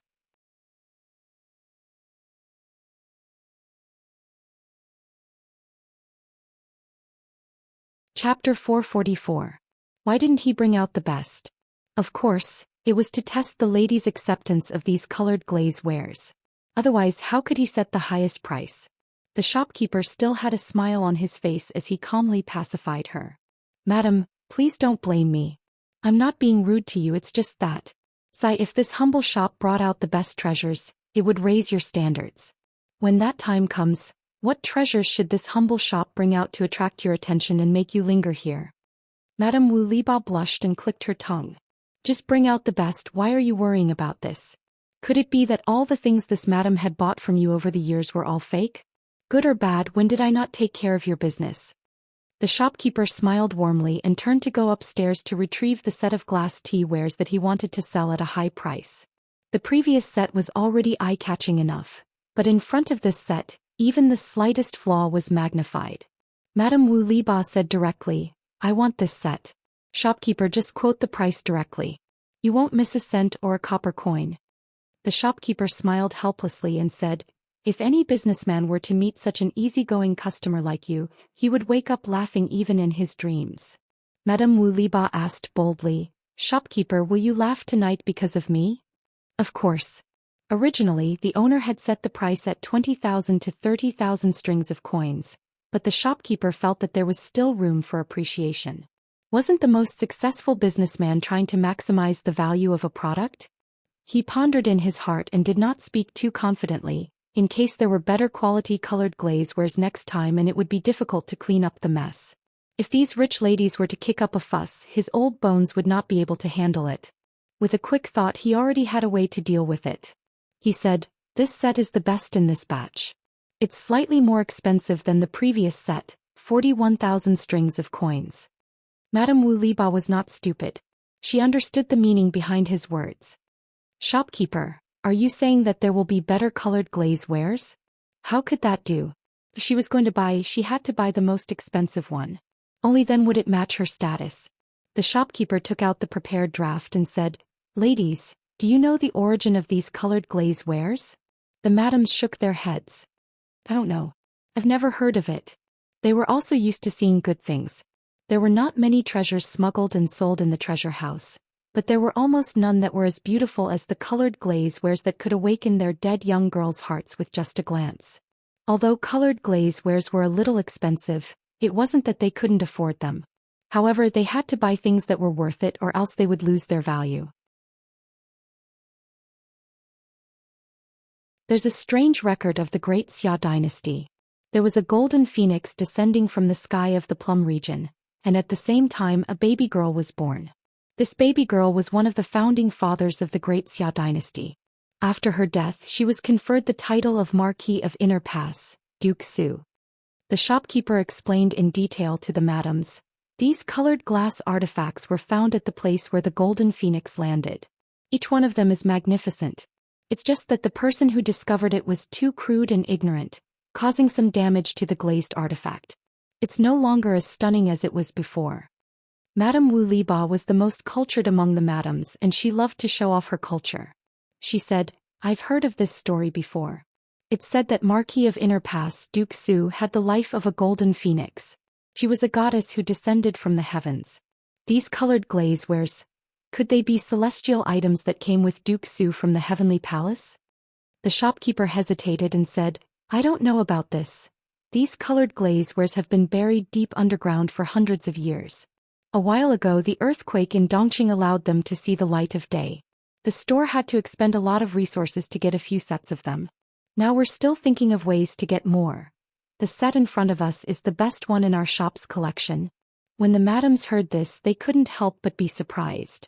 Their already wavering hearts became even more one-sided. Even if they didn't have a legendary background, they were still tempted.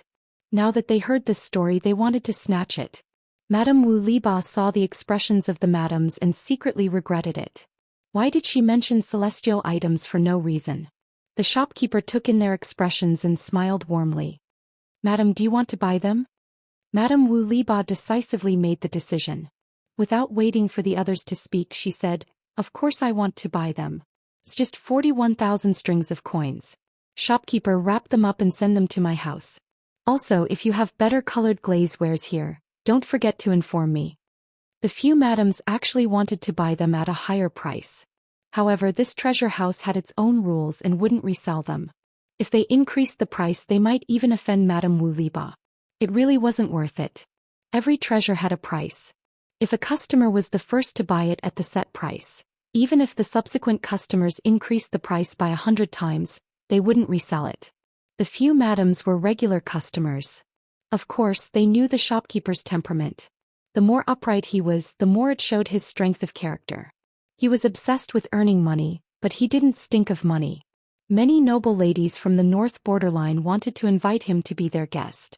However, he was loyal to his wife.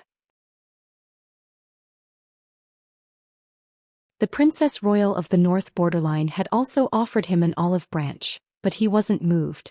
He had such strength of character, humor, looks, and talent. There wasn't a single part of him that wasn't good. How could he not be attractive? Another plump madam opened her mouth. Shopkeeper, take out all the colored glaze wares here. The shopkeeper smiled and agreed.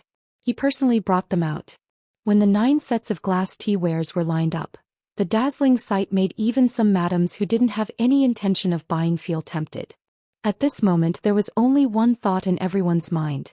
Don't be afraid of the price. Buy. The shopkeeper had been dealing with these noble ladies for many years. He naturally knew their extravagant purchasing power. They always bought the most expensive and not the best. These 9 sets of glass tea wares, the cheapest was 23,000 strings of coins. Excluding Madame Wu Liba's set, the most expensive was 33,000 strings of coins. The few madams bought 5 sets and kept the 4 cheapest sets. The total was 146,000 strings of coins. This money was easy to earn. It was even better than robbing. The shopkeeper sighed silently in his heart. He admired his young master even more. He had seen his old master Madame Gu's money-making methods. Ever since Madame Gu passed away, the shopkeeper had never seen someone who was more ruthless in earning money than robbing a bank. He met Madame Gu's child. He could only sigh with emotion. When Lu Shi asked him for help, his heart that had been dead for a long time came back to life. He loved to earn money, but he loved the thrill of tricking people even more. He had obviously slaughtered the customers until not even their bones were left, but the other party still felt that he had earned a lot. Based on Madame Gu's evaluation of him, it was probably because he had gained intellectual satisfaction from a mentally handicapped customer. In short, the feeling of superiority was indeed addicting to the shopkeeper.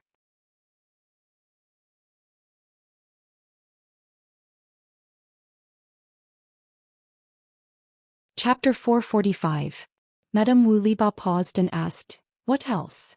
The treasure house was the most famous smuggler and antique shop in the northern borderline. There was no most expensive item, only more expensive. Many nobles in the northern borderline frequented this shop to show off their status. To be honest, this shop had a wide network of connections. Almost anything could be obtained. Most importantly, the background of the shop was very clean, which was reassuring. "Ladies, please wait a moment. I'll bring it for you to see." With that, the shopkeeper went upstairs and brought back a red sandalwood box the size of a grown man's palm. The outside was carved with complicated and gorgeous patterns. A strange fragrance wafted in the air. Many ladies were curious and wanted to stretch their necks to take a look. But they still sat where they were, waiting for the shopkeeper to bring out their precious children. "Ladies, please take a look."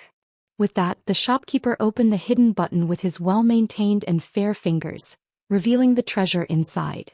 There was plenty of light in the room, and the bright light reflected from the light blinded their eyes, almost making them unable to open their eyes. There was even a madam who was so scared that she raised her hand to cover her eyes. Her beautiful face turned pale and her rough voice became sharp. She screamed in surprise, "Ah, what is this? How can it be so dazzling?" After a while, the crowd slowly adjusted to it. Sounds of inhaling could be heard in the room. Inside the red sandalwood box was an exquisite dragon and phoenix hairpin. The hairpin was crystal clear and came from the same source as the previous colored glasswares. A dragon and a phoenix were entwined together. The dragon's scales and phoenix's feathers were fine and lifelike. The phoenix spread its wings ready to fly. The dragon looked like it was about to soar into the sky. Between the phoenix and the dragon's mouth, there was a string of transparent beads strung together to form tassels. Under the sunlight, it was so beautiful that one could not take their eyes off it. The shopkeeper carefully took it out. The beads collided slightly and the crisp sound was very pleasing to the ear. Lu Shi gave him 20 glass tea wares and the dragon and phoenix hairpin. He was allowed to decide the price.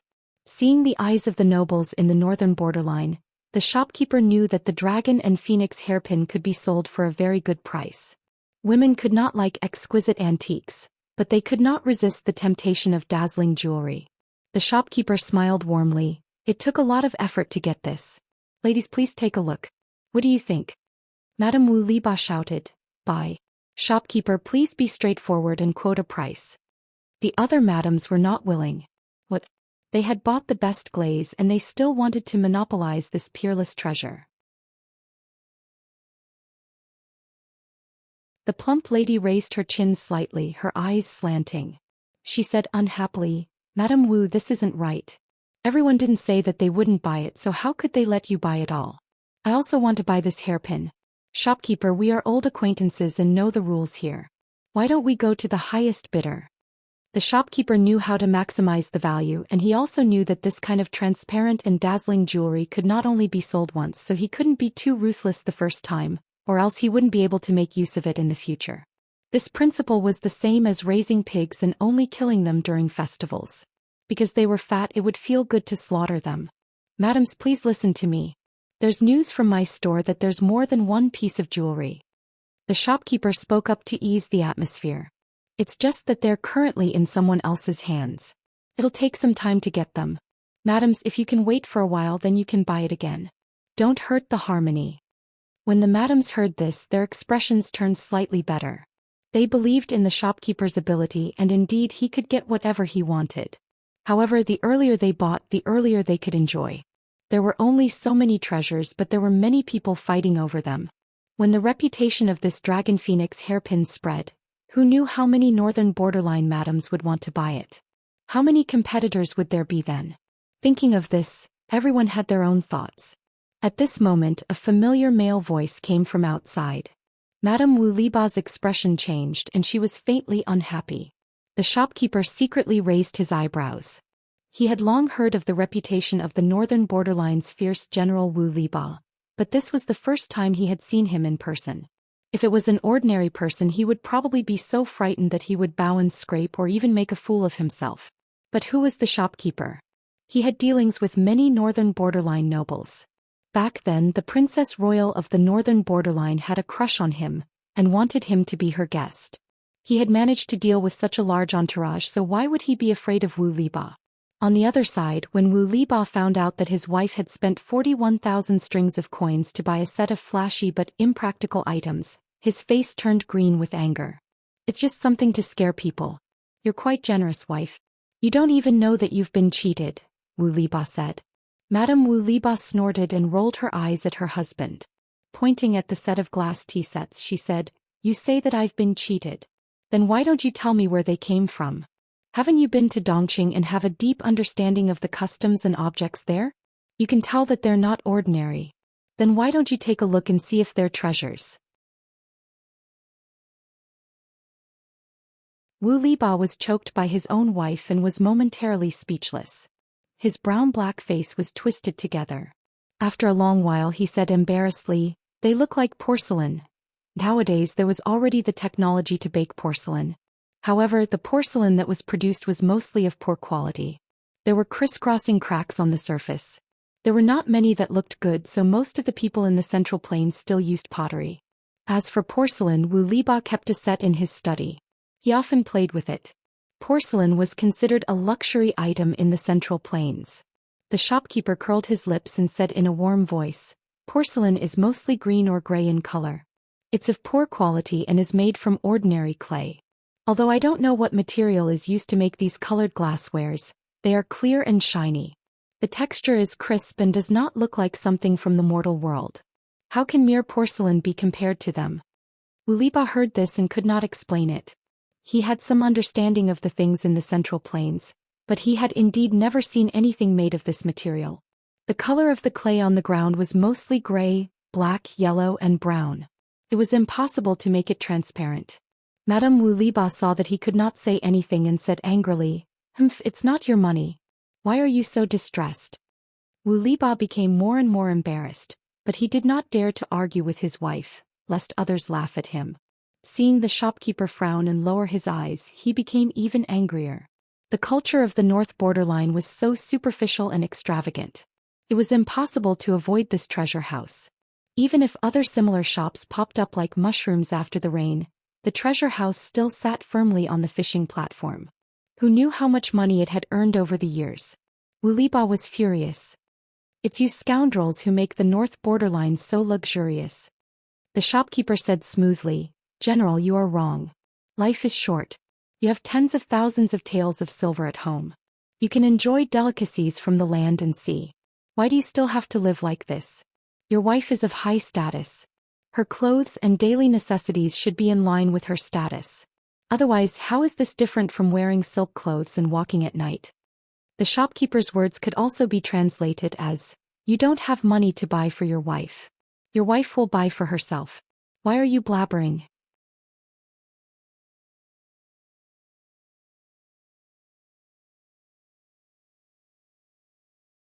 Chapter 446.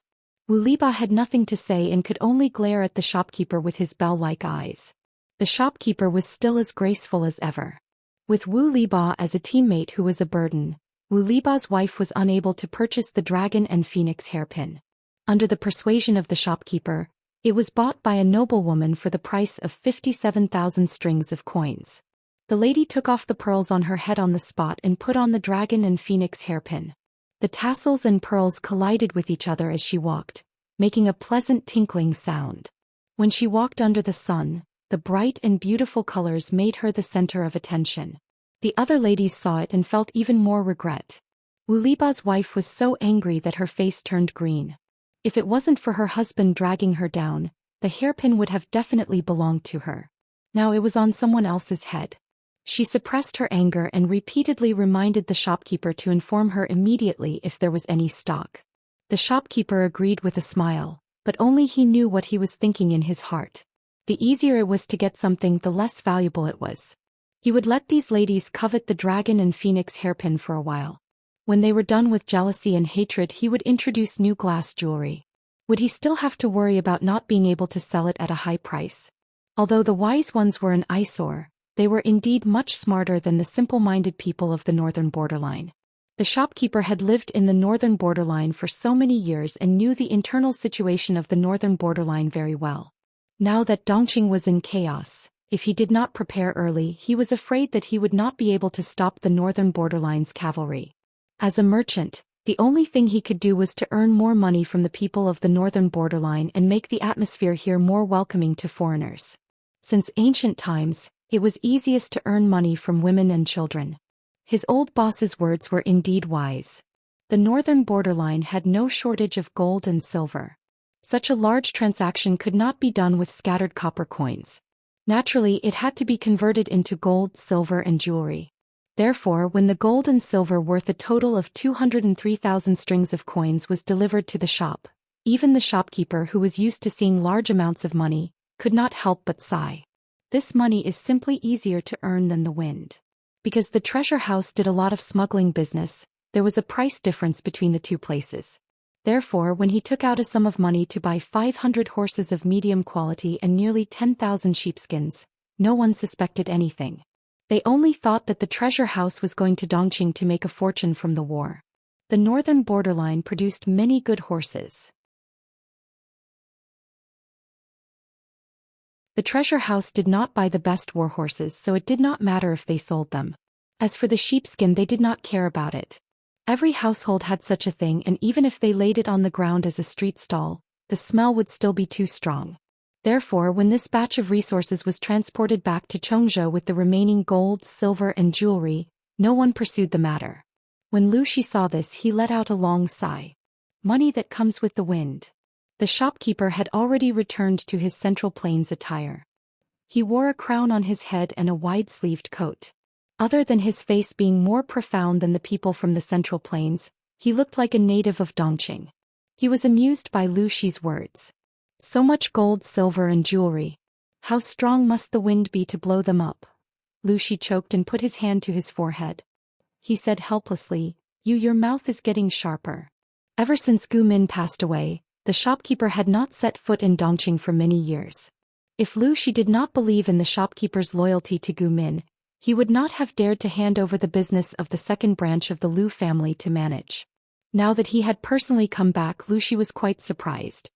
In the past, when I asked you to come back during festivals, you said you were not feeling well. Why did you come back now?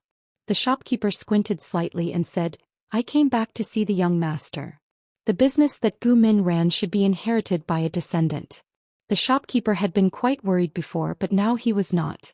In terms of business, the young master was much more ruthless than the old master. The old master was at least doing proper business, but the young master was directly robbing. Lu Shi asked, What about these sheepskins and horses? The shopkeeper said softly, In another month the weather will start to turn cold. The earthquake in Dongqing has turned the north into a shuraba. The people have lost their homes. How much money can they bring with them? This winter will not be easy. These sheepskins are cheap. If we find a way to remove the stench and make them into clothes, they should be warmer than ordinary linen. The shopkeeper continued, As for horses, the northern borderline iron cavalry is already mature, but in Dongqing, how can an army fight without horses? These horses are not in good condition and do not have the bloodline of war horses. They are often slaughtered for meat, so it will not arouse suspicion. Because it was the first time, the shopkeeper could not buy too much. He could only plan slowly. Lu Shi was silent for a while. You are more careful than I am. I thank you on behalf of Lanting. I have used my connections to buy a batch of food in Hu County. Send it to Lanting when the time comes. She has managed it well. She is indeed the daughter that Amin has high hopes for. She was the first female empress in history. How could she not be outstanding? The shopkeeper said, the parents are extraordinary, so the children are naturally extraordinary. After saying that, the shopkeeper seemed to have thought of something. He frowned and asked, how is your control over Hu County now? Wuxia smiled. It's all right. Although he had been transferred to Chongzhou to be the Chongzhou magistrate, Hu County was the base camp that he had managed for many years. The new chief of Hu County appointed by the Dongqing Emperor was too weak. He had not been able to completely control Hu County after a few years. He was also unlucky to encounter the earthquake in the north. The royal family moved the capital and the entire court's prestige was greatly reduced. Now he was only an honorary chief with an empty title. Otherwise, how could Lu Shi have the ability to use his connections to buy a large batch of autumn food? After a few years he had already accumulated a large amount of rice. It was definitely enough to support the northern battlefield. However, his daughter seemed to have other plans. Lu Shi did not make a move and was prepared to act according to his daughter's intentions. Lu Shi asked the shopkeeper to bring 200,000 dawn of food first. He also sent 5,000 infantrymen and 2,000 cavalry archers to escort them. The north was in chaos now. The Red Lotus Group and the Tsing-Yi army were fighting fiercely. If they were not careful along the way, they might lose everything. In the blink of an eye, it was the middle of September. The heat of summer gradually subsided. The people of Xiangyang district changed into cool autumn clothes. Feng Jin's Chongqing was already 5 months old. He was lively and active. She could often roll from one corner of the room to the other. She was also impatient to stay in the house. She often wanted to roll out of the room. When the maidservants wanted to carry her, she would make a squeaking sound and slap their hands. If they carried her stubbornly, her crying voice could be heard far away. She still cried without tears. Over time, Feng Jin and his wife also let the child be. However, they never expected that the older the child, the more willful her temperament became. For example, today she especially clung to Feng Jin. She hugged his sleeves and refused to let go. She tried her best to crawl into his sleeves. Jingxian, carry Chongqing away. If I don't go to the government office, Lanting will mock me again. Chongqing probably understood the meaning of Feng Jin's words. She held her mouth and silently wept. Tears fell one by one. She did not cry or howl. She looked at Feng Jin silently and cried silently. After a while she became a tearful person. Wei Jingxian's heart ached. She really could not bear to see her child cry. She could only say dotingly, should we hide Chongqing and bring her over?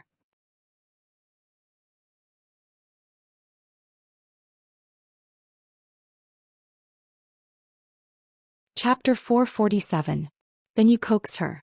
If Chongqing's eyes get hurt from crying, won't you feel bad? Wei Jingxian put a big label on Feng Jin. Feng Jin was speechless. He looked down at his daughter who was grabbing his sleeve and refused to let go. Feng Jin shook his head helplessly. I really owed you and your daughter in my previous life.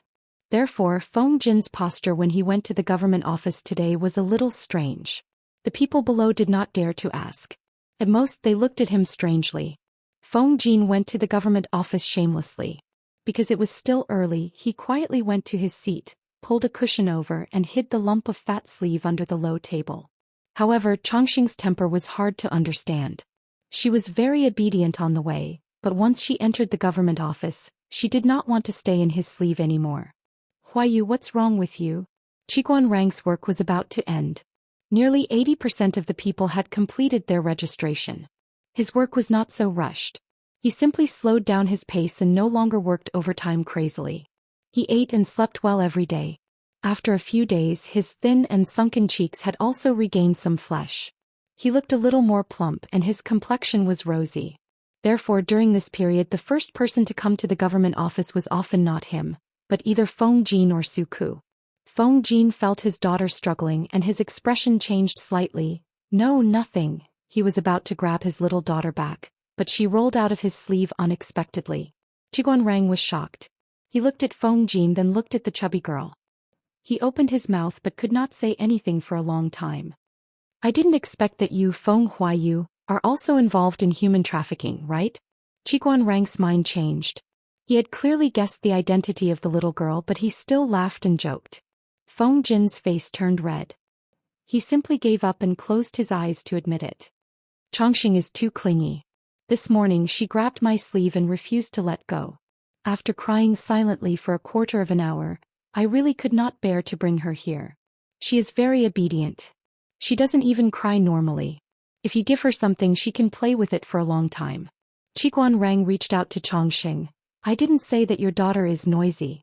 Come, eldest niece, let Uncle Qiguan hug you. Qiguan Rang was actually very fond of children. His first wife had passed away due to illness and did not leave behind any children. Later on, he married Master Wei Yuan's eldest concubine's daughter. The two of them were very loving after their marriage and only gave birth to a daughter 2 years later. However, he felt that it was chaotic outside and did not bring the mother and daughter with him when he left Chongzhou. Chongqing was friendly and bold. She climbed up Qiguan Rang's clothes. Her movements were swift. Her hands and feet are really strong.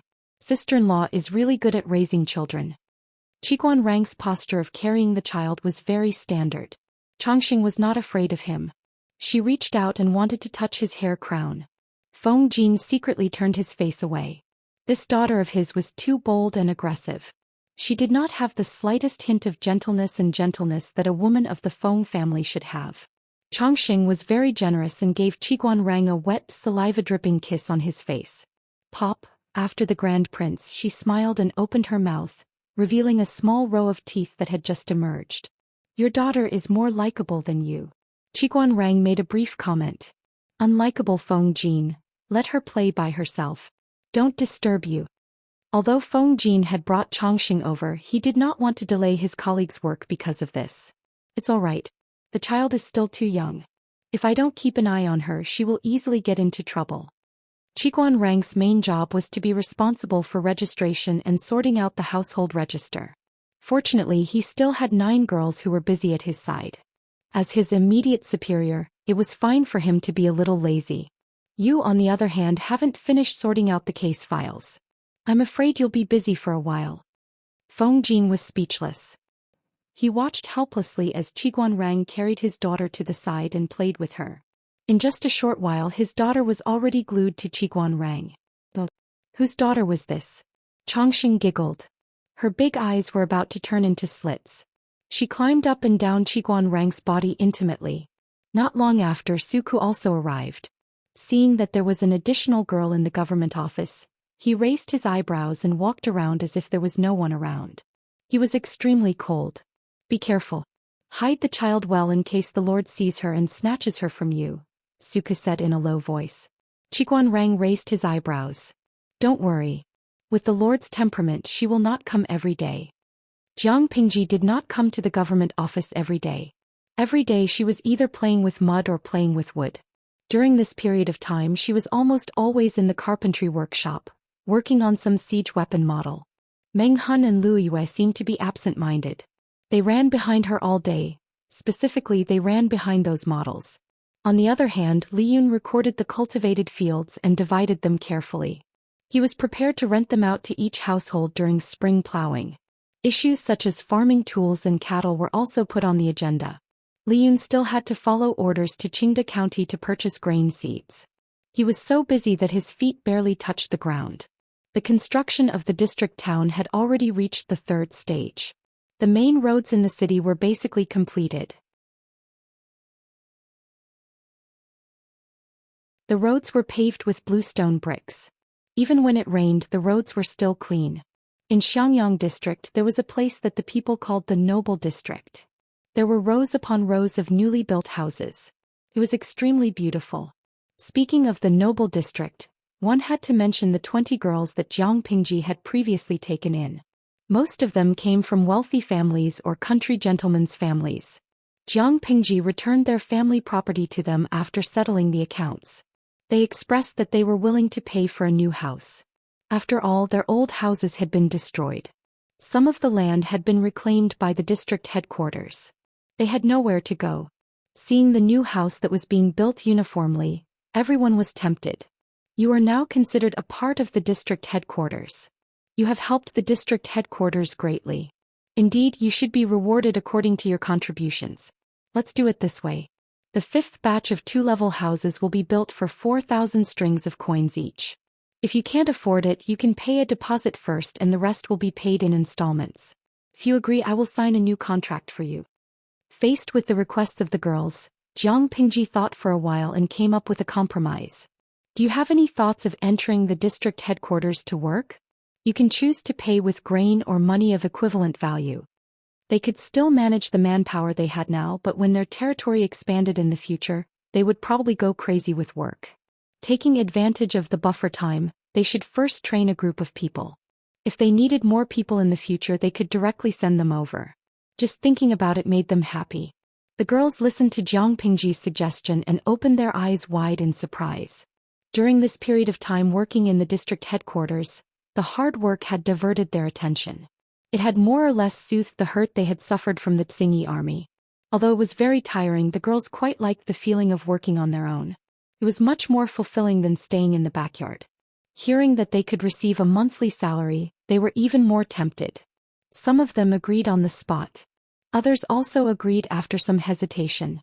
Without Jiang Pingji, they would have long been tortured to death by the Xingyi army.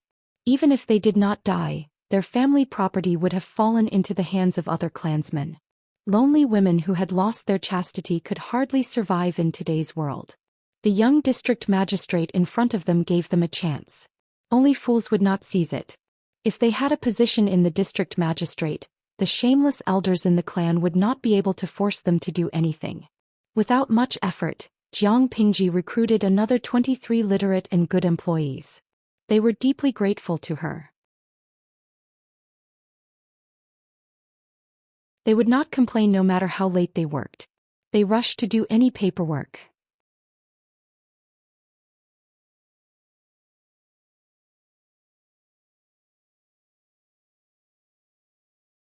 Chapter 448.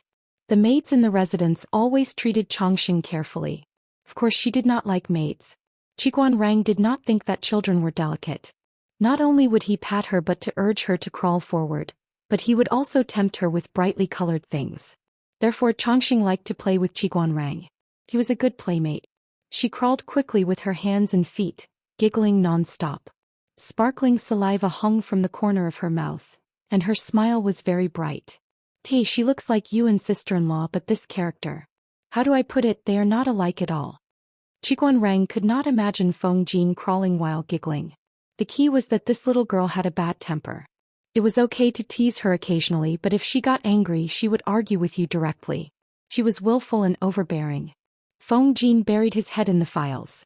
His daughter was playing happily with Qiguan Rang, which made him feel sour and pitiful.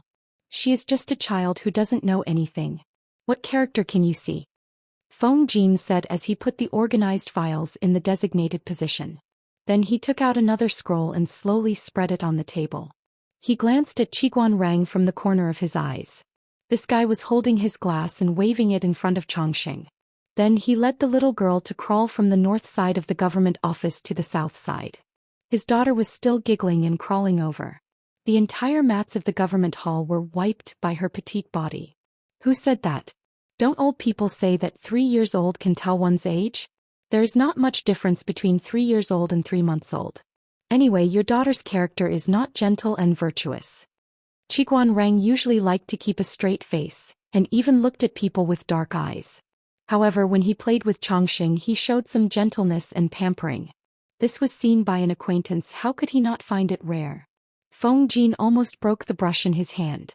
What did he mean by his daughter's character was not gentle and virtuous? Which woman of the Feng family was not educated, gentle, virtuous, intelligent and beautiful? Qiguan Rang did not tease Changxing anymore. He let her grab his sleeve and climb on top of him, wiping his sleeve with her saliva. Come, you must be tired. Let uncle hug you and rest. He did not mind the dirt. He picked up the giggling Changxing and found a comfortable position for her. He said nonchalantly, in today's world it's not wrong for a woman to be stronger. Do you still remember reading the 4 self-accomplishment classics for women? That's what they look like when they're too gentle and virtuous. Feng Jin was taken aback. He was rendered speechless by Qiguan Rang's words. I hope that my daughter can be as active and lively as Changxing. When she grows up, I'll hire a martial arts teacher for her. Who knew when the world would calm down? The daughter that he had raised with his own hands was the apple of his eye. He could not bear to hurt her at all. For example, Huaiyu, when Chongqing was bothering you, didn't you still secretly bring her in your sleeve? However, when a woman grows up, she has to get married and have children. This is the way of reproduction as well as the natural order of things. As a father, how many years could he accompany her? Children should walk their own paths in the future. If they were stronger and braver, they would get hurt less in the future. Don't you agree, little Chongqing? Chongqing did not understand these words, but she knew that Qiguan Rang was talking to her, so she giggled. Feng Jin was silent for a long time. After a while he said, "Isn't it still early?" 16 years at most. Qiguan Rang's face was sullen. He pursed his lips. How old was sister-in-law when you married her? Feng Jin was suddenly speechless. He was in a terrible mood. He did not know if it was because he felt that his daughter was too short by his side, or because of Qiguan Rang's words. "Hey Xiaoyu, why aren't you saying anything today?" Qiguan Rang sat on the ground and teased Chongqing. Suka happened to walk past him. Suka sneered. "I don't have a daughter." Asking a man who did not even have a daughter to participate in such a sad topic, was he trying to stab his heart? Qiguan Rang secretly pursed his lips. Chongqing, who was in his arms, giggled and wanted to stand up. Then she pulled his hair crown. "Which family's child is this?" Jiang Pingji was dressed in a short brown shirt and had a windproof cloak draped over her shoulders. She looked like she had just come out of the carpentry workshop. As soon as she entered the door, she saw Qiguan Rang sitting on the ground holding a fair and tender baby. She could not tell that this guy had the potential to be a nanny. Judging by her appearance, "She's from Huayu's family?" Qiguan Rang held Chongqing and bowed slightly. "My lord, this is Chongqing from Huayu's family." Chongqing did not care who came. She grabbed his hair crown and did not let go. She screamed and prepared to exert force. After a while, a pair of strong, lean hands grabbed her under her armpits and lifted her up. But she was still holding on to the man's hair, and her two chubby paws refused to let go. They were in a silent stalemate. Qiguan Rang reluctantly took off the hair crown and stuffed it into his sleeve. She would not be able to grab it this way. "It's quite heavy." Jiang Pingji held the child in her arms and weighed him. He was much heavier than other children of the same age. Feng Jin's face darkened. "Chongqing, don't mess with the lord. Come to daddy." If Chongqing messed with Qiguan Rang, he could still remain calm. If she messed with Jiang Pingji, it would not do according to the hierarchy. "Don't be so serious. Chongqing and I are quite fated. I was the one who named her."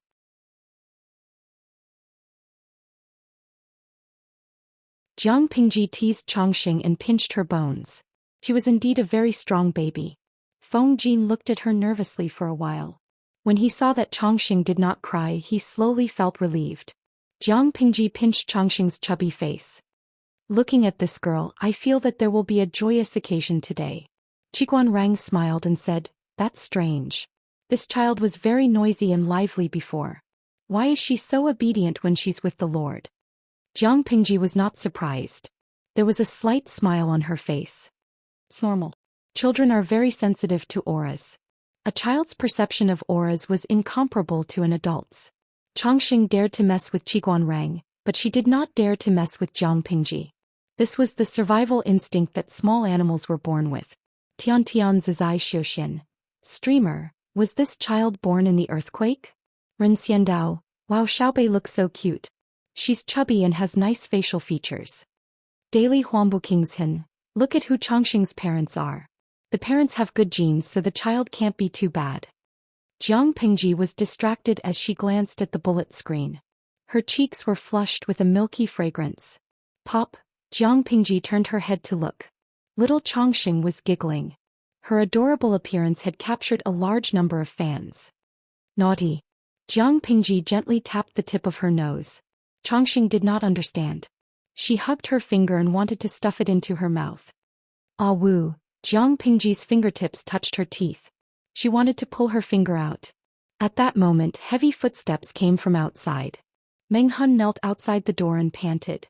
"My lord, there are nearly 20,000 troops and horses 20 miles outside the city. Their intentions are unknown." The atmosphere at the scene froze. Subconsciously, Feng Jin looked nervously at Jiang Pingji and Chongqing in her arms. All the muscles in his body were ready to move as if he wanted to catch something. Jiang Pingji frowned. She lowered her head and gently pulled her finger out. She kissed the little girl's forehead in a comforting manner. You're tuning in to the Zhou Xian's Legacy YouTube channel. Don't forget to subscribe and join us on this journey to catch the most captivating stories.